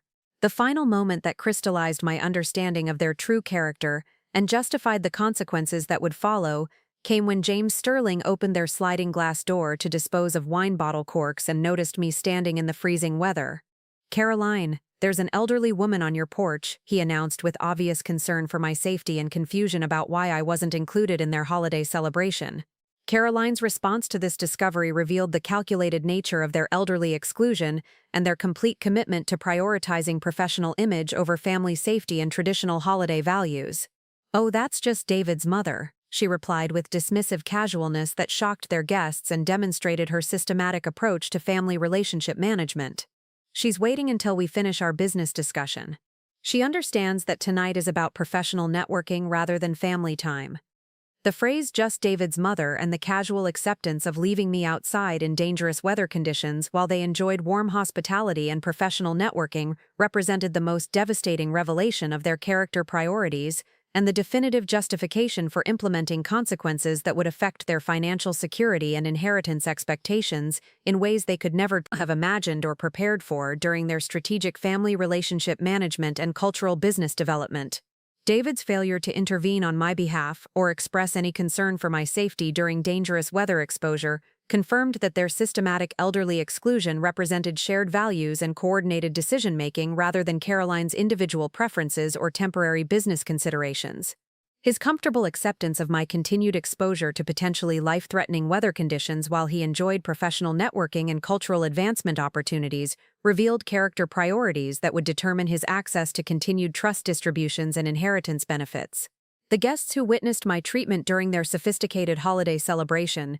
including some of Aspen's most influential cultural figures and wealthy collectors, would remember this demonstration of family values and elderly care when making future decisions about art acquisitions and professional relationships with David and Caroline. The systematic exclusion of an elderly family member during dangerous weather conditions created exactly the kind of negative impression and cultural credibility problems that their expensive consultation strategy was designed to prevent. But perhaps the most significant aspect of that December 24th evening was the documentation it provided of their character priorities and family values that would justify modifying their access to the estate planning advantages and wealth management coordination that had been supporting their comfortable lifestyle throughout their systematic assumption that inheritance benefits and trust distributions were guaranteed entitlements rather than conditional privileges that continued only when beneficiaries demonstrated appropriate respect for the elderly relatives whose expertise had made their financial security possible. The 37 minutes that I spent freezing outside their home while they prioritized business networking over family safety would become the documented foundation for estate planning modifications that affected every aspect of their financial security and professional development in ways that their sophisticated consultation strategy had never considered or prepared them to address through proper planning and relationship management. The weeks following our devastating December 24th Christmas Eve dinner revealed the systematic nature of David and Caroline's approach to family management and their increasingly sophisticated strategies for maintaining the upscale cultural image that they believed would generate substantial gallery income and establish Caroline as Aspen's premier contemporary art dealer. What I discovered through careful observation and strategic monitoring of their social media activity and business development conversations was that their dismissal of my potential contributions to their sophisticated entertaining wasn't just casual disrespect, it was the result of deliberate planning, professional consultation, and calculated decision-making that treated elderly family members like brand management problems requiring strategic solutions and systematic exclusion from their carefully curated business presentation. The luxury cultural consulting firm that Caroline had hired to develop her gallery strategy, Pinnacle Cultural Consulting, specialized in helping affluent art dealers and cultural institutions build exclusive collector relationships around their sophisticated curatorial expertise, expensive exhibition investments, and upscale client networks. The consultation fees that David and Caroline were paying, $8,500 per month for comprehensive business development and strategic planning, reflected their serious commitment to transforming Caroline's museum experience into a profitable gallery enterprise that could generate six-figure annual income through premium collector partnerships and exclusive art advisory contracts. Victoria Ashford, the senior cultural consultant who was directing Caroline's gallery strategy, had built her reputation by helping successful art professionals throughout the Rocky Mountain region transition to independent gallery businesses that served wealthy families seeking sophisticated art investment and exclusive cultural experiences. Her client roster included several Western galleries that earned between $400,000 and $1.2 million annually through luxury collector partnerships, exclusive exhibition programming, and high-end art advisory opportunities that required sophisticated presentation management and consistent upscale positioning. During my careful investigation of their business development strategy, I discovered that Victoria had provided David and Caroline with detailed guidelines about family presentation and demographic consistency that explicitly addressed the challenge of managing elderly relatives whose appearance or lifestyle choices might compromise their upscale gallery positioning. The 73-page business strategy document that I eventually obtained through strategic coordination with their home security system included specific recommendations about intergenerational image management and family demographic optimization that treated elderly relatives like potential business complications requiring systematic exclusion or strategic presentation modification. The business development protocols that Victoria had established for Caroline's gallery enterprise included comprehensive collector relationship planning, professional presentation coordination, luxury exhibition development strategies, and family relationship management that prioritized business consistency over authentic family connections and traditional generational respect. The monthly strategy sessions that David and Caroline attended at Pinnacle's downtown Aspen offices included detailed analysis of their collector acquisition metrics, gallery contract negotiation support, and systematic evaluation of every aspect of their business presentation through the lens of luxury art market effectiveness and demographic appeal. But what made their business management approach particularly calculated was Victoria's emphasis on lifestyle authentication and demographic verification that required Caroline's gallery presentation to demonstrate multi-generational sophistication and affluent family relationships that reflected the kind of economic stability and cultural refinement that wealthy collectors demanded from their premium art service providers. This meant that elderly family members needed to either contribute to their upscale image or be systematically excluded from their business presentation to maintain consistency and collector eligibility. The specific recommendations that Victoria had provided regarding my potential involvement in Caroline's gallery business revealed the systematic nature of their elderly exclusion strategy and their professional approach to family relationship management that prioritized marketing objectives over traditional family values and generational respect. According to the business strategy documentation that I reviewed, elderly family members who didn't demonstrate lifestyle consistency or demographic alignment with luxury gallery positioning could actually damage collector relationship opportunities and reduce the fees that wealthy families were willing to pay for sophisticated art advisory services. Multi-generational content requires careful curation to ensure that all family members contribute positively to business perception and upscale positioning. Victoria had written in her strategic assessment of Caroline's family presentation options. Elderly relatives who demonstrate modest lifestyle choices or traditional values may create business confusion that reduces effectiveness of luxury gallery partnerships and limits opportunities for premium collector relationships with high-end consumer demographics. The business consultation that had led to Caroline's suggestion that I should wait outside included detailed analysis of other Western art dealers and systematic evaluation of how family presentation affected their collector acquisition success and revenue generation rates. Victoria had provided specific examples of galleries that had lost luxury clients because elderly family members appeared in their business presentation without proper lifestyle preparation or demographic optimization that maintained consistent upscale positioning and sophisticated image management. Caroline's gallery business schedule, which required hosting exclusive preview events twice per month with professional presentation and strategic collector cultivation, had been designed around their Snowmass Village home and sophisticated entertaining activities that demonstrated their curatorial expertise and affluent lifestyle positioning. The monthly business themes that Victoria had developed included contemporary Western masters, emerging artist discoveries, investment-grade collections, and exclusive private viewings that required consistent presentation of affluence and cultural refinement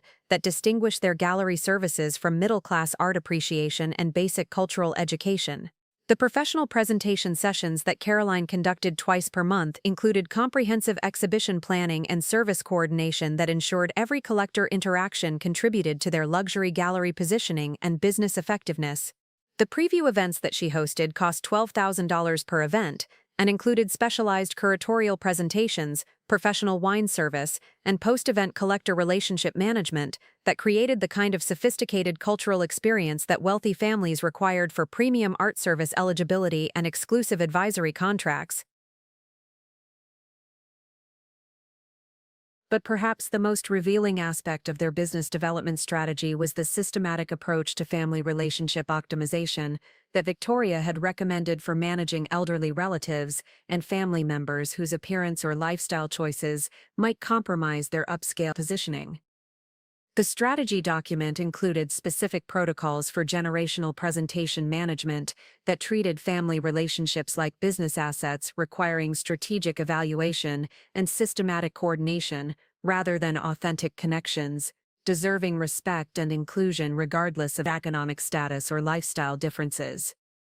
The weekly planning meetings that David and Caroline conducted to coordinate their business development activities included detailed discussion of upcoming collector presentations, gallery contract negotiation, and family relationship management that required balancing their business objectives with traditional family obligations and elderly care responsibility. The systematic nature of their planning revealed how completely they had embraced the kind of lifestyle marketing that prioritized image curation over authentic relationships and financial opportunity over family loyalty and generational respect. During one planning session that I observed through their home security system, Caroline reviewed her collector acquisition analytics and discovered that her most successful gallery presentations featured sophisticated exhibition development, expensive art selection,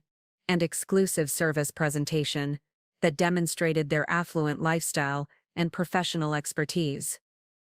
The events that received the highest collector satisfaction rates and attracted the most premium contract inquiries were those that showed consistent luxury positioning without any element that suggested modest backgrounds or traditional family values that might compromise their positioning as sophisticated cultural professional. Our most successful collector presentations show us providing the kind of sophisticated cultural experiences that our target demographic wants to access in their own homes.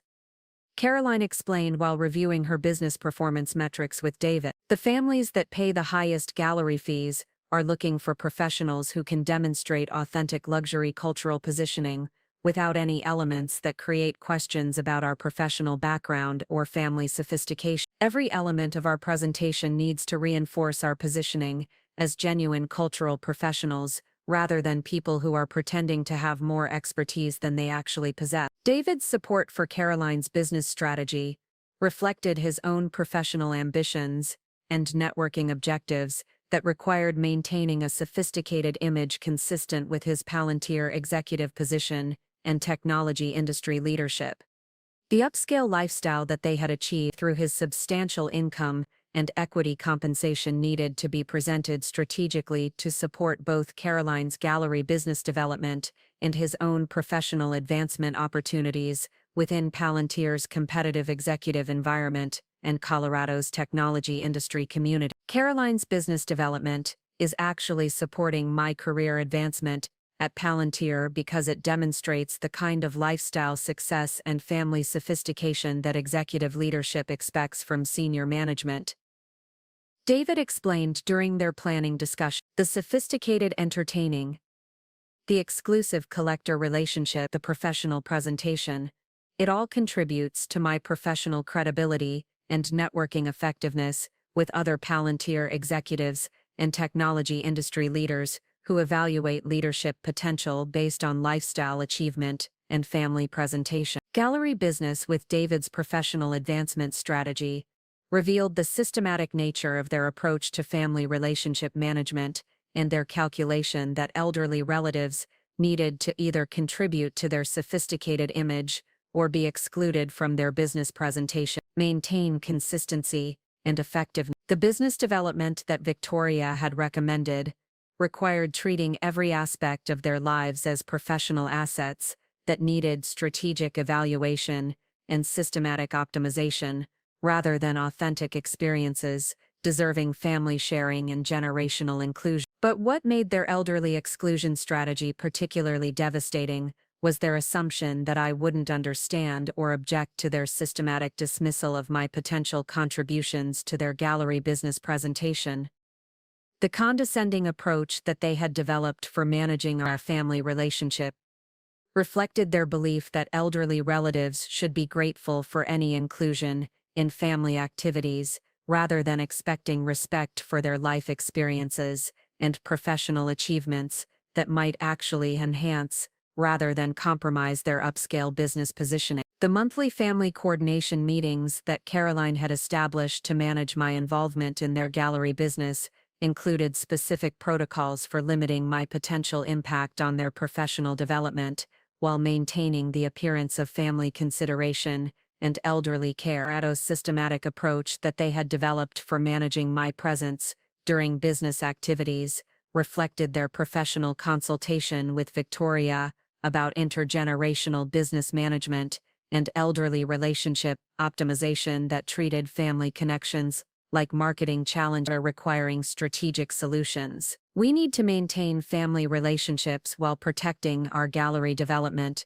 and collector acquisition opportunities, Caroline had explained during one coordination session. Margaret's traditional values and modest lifestyle represent complications for our upscale positioning, but we can manage her involvement through strategic exclusion that limits her impact on our gallery business development and collector relationship building. David's approach to family relationship management reflected his technology background and strategic thinking about business development that required systematic evaluation of every element that might affect their gallery success. The careful planning that he applied to managing my potential involvement in their business activities revealed his professional understanding of how family presentation affected collector acquisition opportunities and revenue generation rates that determined their gallery business profitability. Every family member who appears in our business presentation needs to contribute positively to our upscale gallery positioning and collector appeal, David had explained while reviewing business strategy documentation. Margaret's modest appearance and traditional conversation style create business confusion that could affect our collector negotiations and reduce the fees that wealthy families are willing to pay for sophisticated gallery services and exclusive cultural experiences. The strategic coordination that David and Caroline had developed for managing our family relationship included specific protocols for limiting my knowledge of their business development activities, preventing my involvement in their gallery presentation, maintaining the appearance of family consideration, while systematically excluding me from the professional activities that generated their gallery income and business success. But perhaps the most revealing aspect of their family relationship management was their assumption that I would never discover the extent of their systematic dismissal or understand the professional consultation that had led to their decision that I should wait outside during their business development. The condescending confidence that they displayed during family interactions reflected their belief that elderly relatives couldn't comprehend modern business strategies or professional development that required sophisticated planning and strategic family relationship management. Cultural consulting that David and Caroline were receiving from Pinnacle Cultural Consulting included comprehensive competitive analysis of other Western art dealers and systematic evaluation of which family presentation strategies generated the most successful collector relationships and revenue generation.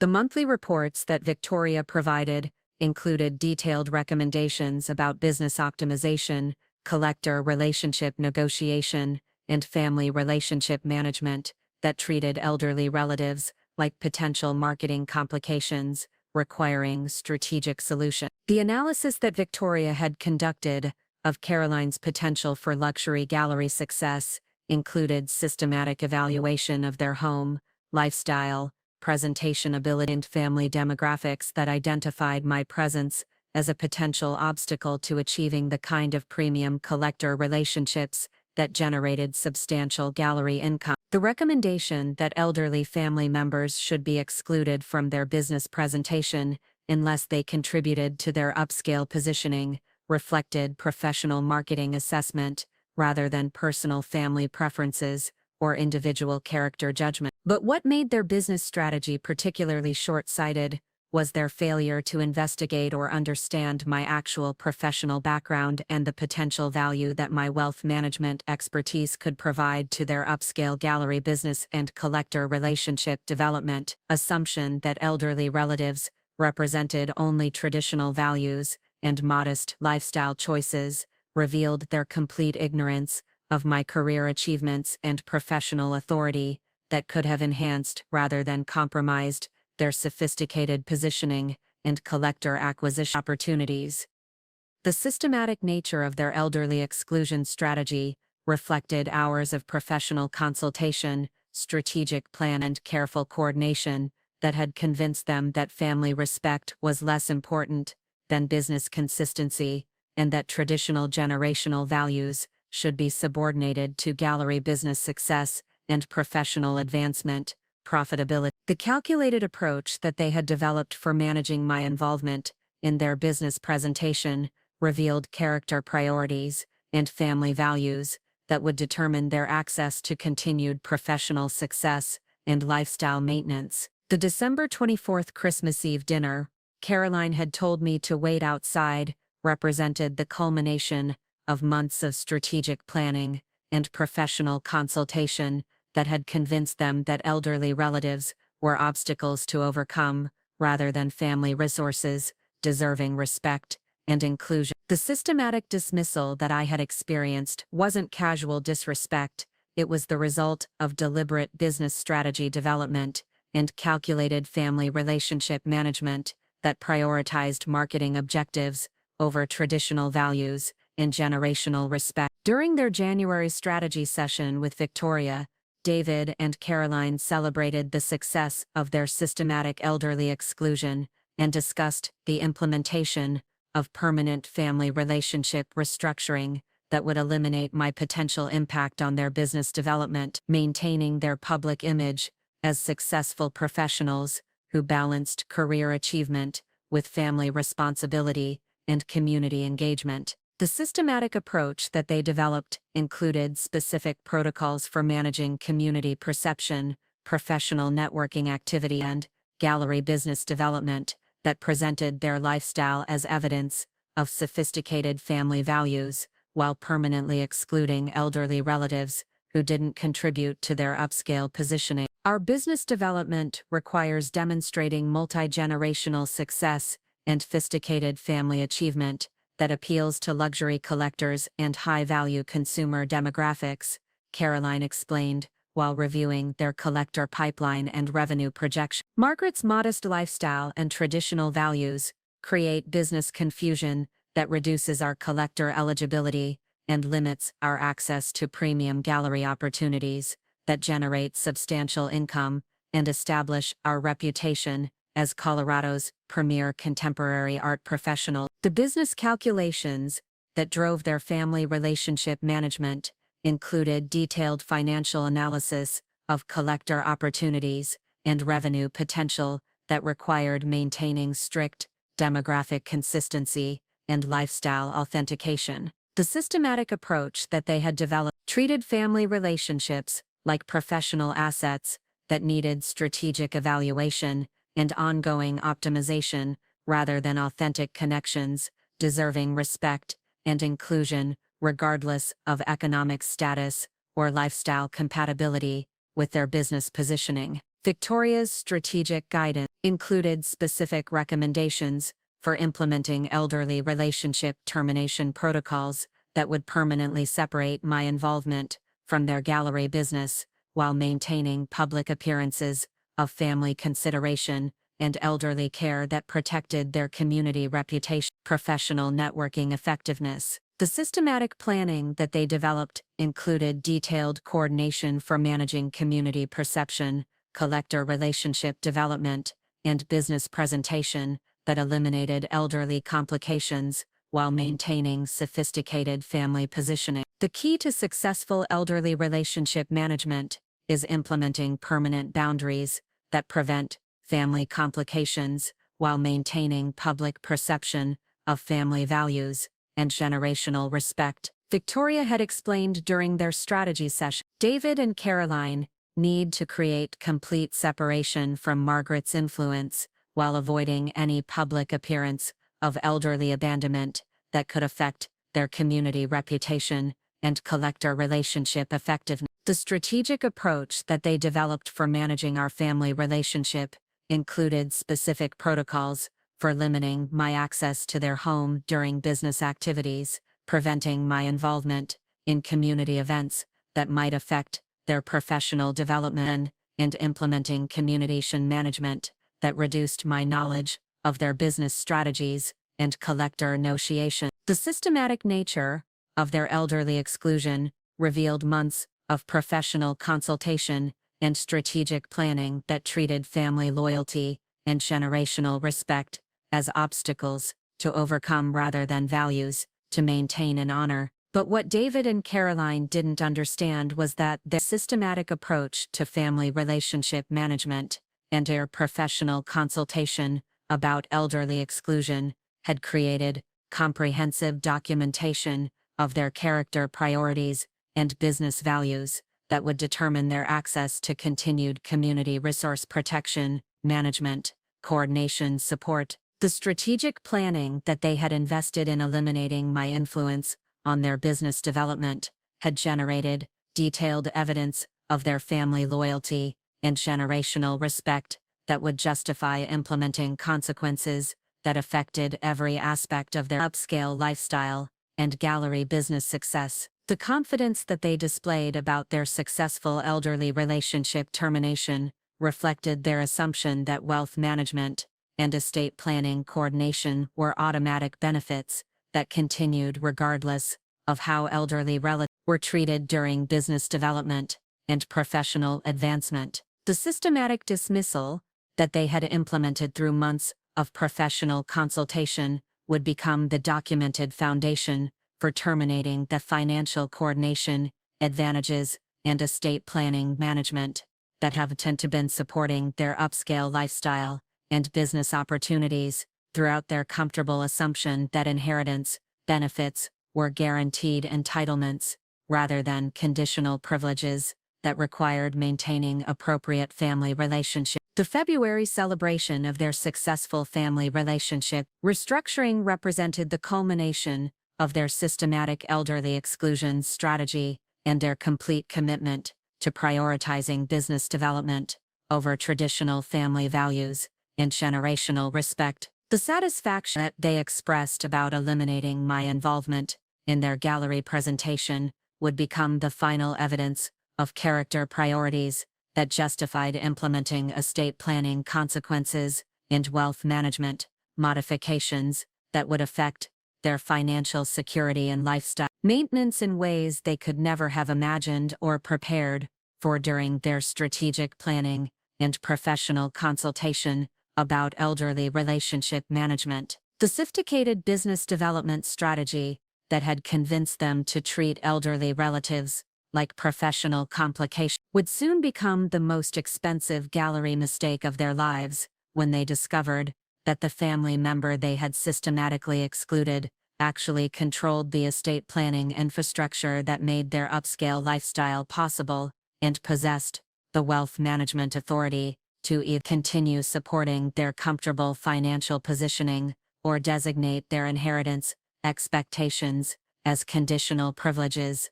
subject to immediate revocation and redistribution to beneficiaries who understood the value of both material resources and the elderly relatives whose expertise, professional relationships, had made their comfortable lives possible. The systematic planning that they had celebrated as evidence of strategic thinking and professional business development would become the documented foundation for consequences that revealed the true cost of treating loyalty as optional and elderly wisdom as irrelevant to lifestyle success and professional advancement. The permanent boundaries that they had established to protect their business development from elderly complications would become the justification for permanent termination of estate plan protection and wealth management coordination that had been enabling their upscale lifestyle and gallery business success throughout their systematic assumption that financial resources would continue regardless of how elderly relatives were treated during business optimization and relationship advancement strategies. But perhaps the most devastating aspect of their strategic elderly exclusion was the discovery that their entire gallery business model depended on financial resources and credit arrangements that I had coordinated through my professional network of private banking relationships and wealth management connections. The startup capital that had enabled Caroline's gallery establishment, the credit facilities that supported ongoing operations, and the insurance arrangements that protected valuable artwork all required exactly the kind of institutional relationships and professional authority that they were systematically dismissing and excluding from their sophisticated business presentation. The $405,000 in initial gallery funding had been arranged through private banking institutions that maintained professional relationships with me based on decades of successful collaboration and mutual respect. The credit lines that provided working capital for art acquisitions operated through facilities that required my personal guarantee and professional endorsement. The insurance coverage that protected their valuable inventory during exhibitions and transportation was coordinated through specialized providers who extended favorable terms based on my professional reputation and institutional relationships within the wealth management community. But what made their assumptions about elderly exclusion particularly dangerous was their complete ignorance of the relationship between their gallery business success and the financial infrastructure that I had been coordinating throughout their business development. The seamless credit arrangements that had enabled their art acquisitions, the favorable insurance terms that protected their valuable inventory, and the specialized banking services that supported their gallery operations, all reflected coordination and professional relationships that operated invisibly but required ongoing oversight and institutional collaboration. The trust fund distributions that provided David with quarterly income and financial independence had been structured to support both personal expenses and business investment opportunities, including the substantial financial backing that Caroline's gallery required for exhibition development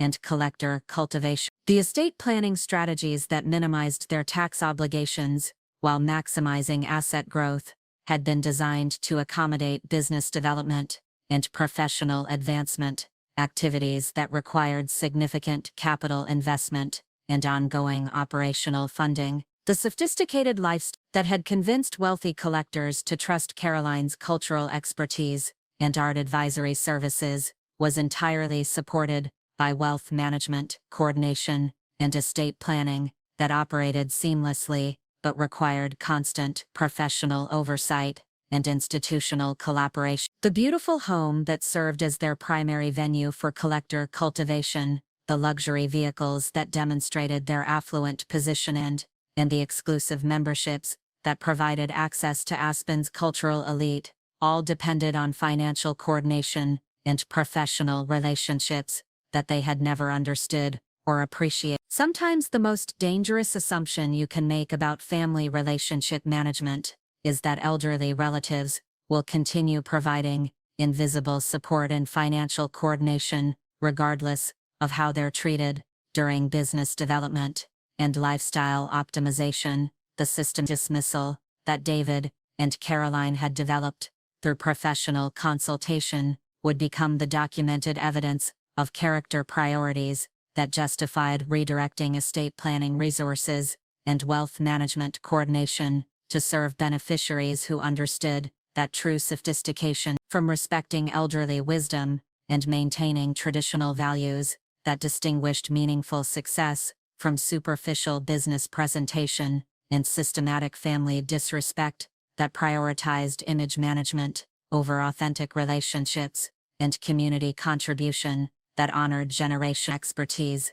and family loyalty. The morning of February 14, 2024, exactly 52 days after David and Caroline left me standing outside in dangerous winter weather during their Christmas Eve dinner party, I walked into my home office at 4:15 a.m. and implemented the most comprehensive demonstration of estate planning authority that the Western United States had ever witnessed. The wealth management actions that I executed over the following 8 hours would transform my son's comfortable assumptions about inheritance security and financial entitlement into the most expensive education about family respect and elderly wisdom that any Palantir executive had ever received. The systematic financial actions that I implemented began with accessing the Mountain West Regional High Net Worth Estate Network through my federal consultation protocols and reviewing the comprehensive file that I had been maintaining on David and Caroline's assets since their systematic elderly exclusion strategy. The documentation that I had compiled included every instance of their business development planning, every conversation about family relationship management, and every strategic decision to prioritize gallery income over traditional family values and generational risk. At 4:32 a.m., I initiated the first phase of estate modification by implementing beneficiary status review for David's $2.3 million trust fund, which immediately triggered automated assessment protocols for inheritance eligibility throughout the Western Estate Planning Network. The administrative classification that I applied indicated potential compliance complications requiring comprehensive evaluation and redistribution, which activated specialized assessment teams and generated notices to alternative beneficiaries about high-value asset availability, requiring immediate coordination and distribution. The trust modification protocols that I activated included comprehensive coordination that affected David's quarterly distribution schedule Investment Management Authority, tax optimization, and emergency access provisions that determined his continued financial security and lifestyle maintenance capabilities. The systematic nature of the classification modifications ensured that every platform and system connected to his inheritance benefits experienced coordinated changes, created immediate complications for his comfortable assumptions, and long-term consequences for his business security and financial planning. By 5:23 a.m., the first automated notifications had been generated by estate planning systems that detected beneficiary irregularities affecting David's trust status and inheritance eligibility calculations. The alert protocols that I had implemented included financial institution notification requirements that triggered immediate evaluation of asset protection and wealth management assessment that could affect his continued access to trust distributions and financial coordination based on compliance standards and family relationship. The financial institution notifications began arriving at 6:45 a.m. when automated systems detected beneficiary classification changes that affected inheritance eligibility and estate planning calculations. The systematic classification modifications that I had implemented triggered comprehensive evaluation procedures that could result in asset redistribution and wealth management recalculation based on updated compliance status and beneficiary requirements that distinguished guaranteed inheritance from conditional privileges requiring family responsibility verification. But the most immediate impact of my estate modifications became apparent when David attempted to access his quarterly trust distribution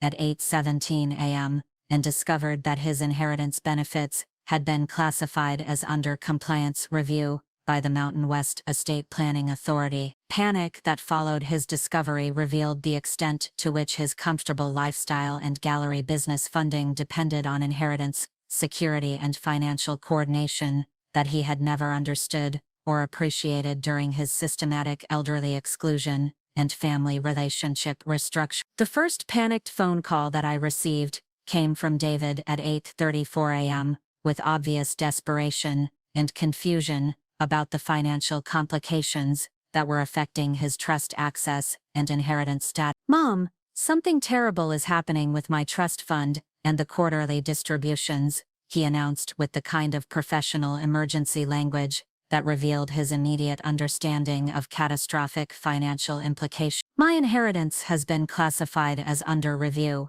and estate planning officials are asking for documentation about family compliance and elderly respect protocols." The conversation that followed revealed David's sudden recognition that the elderly mother he had systematically excluded from his upscale lifestyle might possess financial capabilities and professional authority that could affect his inheritance, security, and business funding in ways he had never imagined or prepared for during months of strategic family relationship management and gallery business development consultation. Caroline's call came 42 minutes later from their gallery office, where she had been attempting to coordinate art acquisitions and discovered that their credit facilities had been suspended pending estate planning compliance verification. "Margaret, we're having serious financial complications that I don't understand," she announced with obvious professional desperation that contrasted sharply with her previous confidence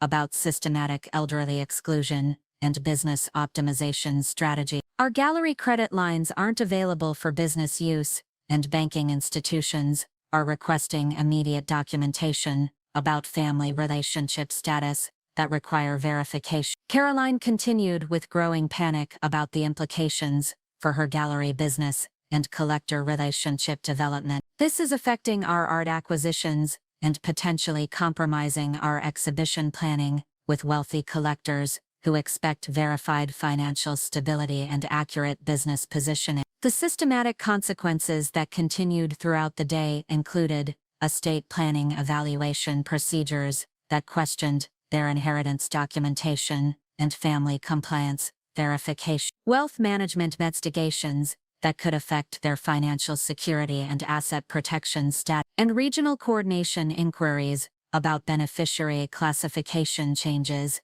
that required extensive documentation and administrative review to resolve through proper channels and verification process.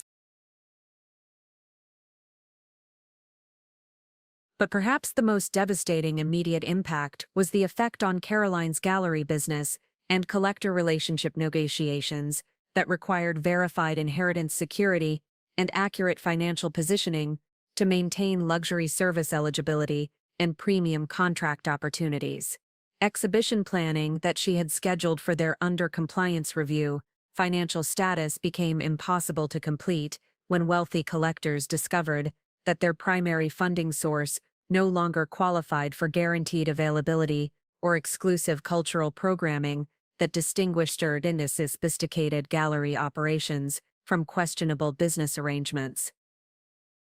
The luxury collector relationships that Caroline had been developing with the Blackwood, Sterling and Thompson Hayes families required verified financial stability and accurate family positioning that distinguished authentic upscale galleries from temporary business arrangements and questionable inheritance management that didn't reflect genuine financial security and professional credibility. The estate planning complications that I had implemented triggered immediate collector review and potential contract suspension that could affect her annual income projections and gallery business development.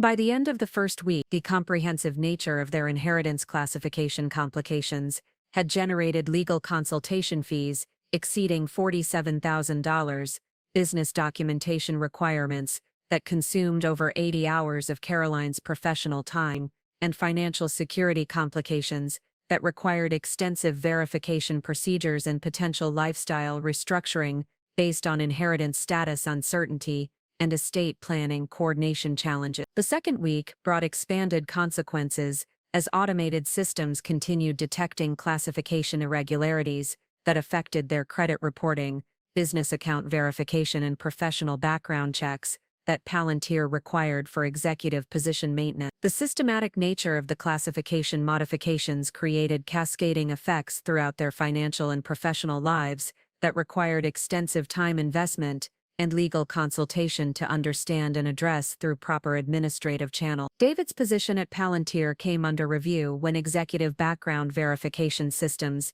detected inheritance classification irregularities and financial security complications that raised questions about his judgment and administrative reliability. The professional consequences that followed included delayed performance reviews, reduced project responsibility, and executive committee discussions about leadership qualification standards that required clean financial records and verified inheritance management for continued employment eligibility and advancement opportunities. Caroline's gallery business faced immediate collector cancellations, exhibition suspensions, when wealthy families discovered that her primary funding source and financial backing no longer met the guaranteed stability requirements for exclusive cultural programming and sophisticated art advisory service. The systematic loss of revenue streams and collector opportunities created financial pressure that affected their ability to maintain their upscale lifestyle and continue paying for professional business consultation and exhibition development services. During the third week of inheritance classification consequences, something remarkable began to happen that would transform this story from simple estate planning redistribution into a profound lesson about family values and elderly responsibility. The community organizations that had been coordinating with me about alternative beneficiary options, including the Aspen Community Foundation, the Colorado Youth Mentorship Program, the Rocky Mountain Cultural Preservation Society, reached out with questions about the background and circumstances that had led to this unprecedented inheritance modification. Patricia Gonzalez, Executive Director of the Aspen Community Foundation, her response revealed the depth of community understanding about family relationships and elderly respect that distinguished authentic charitable work from simple asset redistribution. Margaret, we've worked with thousands of families over the years, and we've learned that the most meaningful inheritance decisions come from situations where family values and community responsibility intersect, she said during our coordination call. What your son and daughter-in-law have experienced isn't just about estate planning redistribution, It's about understanding that true financial security requires respecting the elderly wisdom and family relationships that create the foundation for meaningful wealth management. Gonzalez continued with the professional insight that came from decades of community service and family intervention. We'd like to propose something that serves both community needs and family healing, rather than simple inheritance transfer. Gonzalez and her colleagues proposed would become the most innovative estate planning intervention in Colorado history, and the foundation for David and Caroline's transformation from systematic elderly dismissal to authentic family engagement and community respect. Instead of simply redistributing their inheritance assets to serve community programs, the organizations wanted to create a family legacy restoration program that would require David and Caroline's direct participation in community service, while honoring my expertise and creating opportunities for intergenerational collaboration and family healing. The Family Legacy Restoration Program that we developed would operate for 12 months, providing financial literacy education and wealth management training for families throughout Colorado, while requiring David and Caroline to work alongside elderly volunteers and community members who understood the value of traditional wisdom and generational respect. The program would serve over 400 families during its operation, while creating opportunities for David and Caroline to learn about community service and elderly appreciation that distinguished meaningful contribution from superficial charitable giving. But perhaps the most significant aspect of the program was the requirement that David and Caroline work directly under my supervision as program administrator, learning about estate planning and wealth management that would provide them with genuine understanding of the financial infrastructure that had been supporting their comfortable lifestyle throughout their systematic assumption that inheritance benefits were automatic rather than earned through family responsibility and elderly respect. The transformation that began during the first month of the Family Legacy Restoration Program exceeded even my own expectations for what community service could accomplish when combined with family accountability and elderly recognition. David's initial reluctance to participate in hands-on financial education gradually evolved into genuine appreciation for the families we served and understanding of the professional expertise required for effective wealth management and estate planning coordination. When directed toward community service rather than exclusive gallery networking, revealed her capacity for meaningful contribution and authentic professional satisfaction that distinguished community benefit from superficial business success and wealthy collector cultivation. Her work developing financial literacy materials for families seeking stability provided her with purpose and professional fulfillment that exceeded anything she had experienced during her gallery business development and exclusive collector relationship building. The elderly volunteers who worked alongside David and Caroline in the Family Legacy Restoration Program included retired financial advisors, former estate planning attorneys, experienced wealth managers, and community advocates, whose lifetime of service and professional expertise provided daily examples of the elderly wisdom and community contribution that my son and daughter-in-law had dismissed during their systematic family relationship restructuring and business optimization strategy. The 12 months of Family Legacy Restoration operation created measurable community impact that included providing financial education to over 847 families experiencing economic uncertainty, training 156 community members in basic estate planning and wealth preservation, establishing ongoing support networks that continued serving families long after the formal program concluded, and creating a model for family-based financial education that honored both community needs and intergenerational collaboration. But perhaps the most significant transformation was the change in David and Caroline's understanding of family relationships and the value of elderly wisdom in creating meaningful community contribution. Their systematic elderly exclusion and business optimization strategies were replaced by genuine appreciation for my estate planning expertise and recognition of how family respect and community service could create professional satisfaction and personal fulfillment that exceeded anything achievable through exclusive networking and wealthy collector cultivation. Today, 3 years later, David and Caroline's transformation has become a model for family-based community service throughout the Rocky Mountain region. with their story featured in estate planning publications and family therapy journals as an example of how inheritance consequences could create family healing and authentic community engagement. Their work coordinating the annual Colorado Family Financial Literacy Network, which operates in 18 communities throughout the state, provides ongoing opportunities for meaningful contribution while maintaining the family relationships and elderly respect that they had learned through their community service experience. The modest Glenwood Springs home, where they now live, purchased through a community housing program and costing, provides comfortable family living while supporting their community service work and maintaining proximity to the elderly relatives and community members whose wisdom and support had created the foundation for their transformation. The simple kitchen that serves as both family space and occasional program meeting venue reflects their understanding that true satisfaction came from authentic relationships and community contribution rather than exclusive entertaining and systematic elderly dismissal. David's current position as financial education director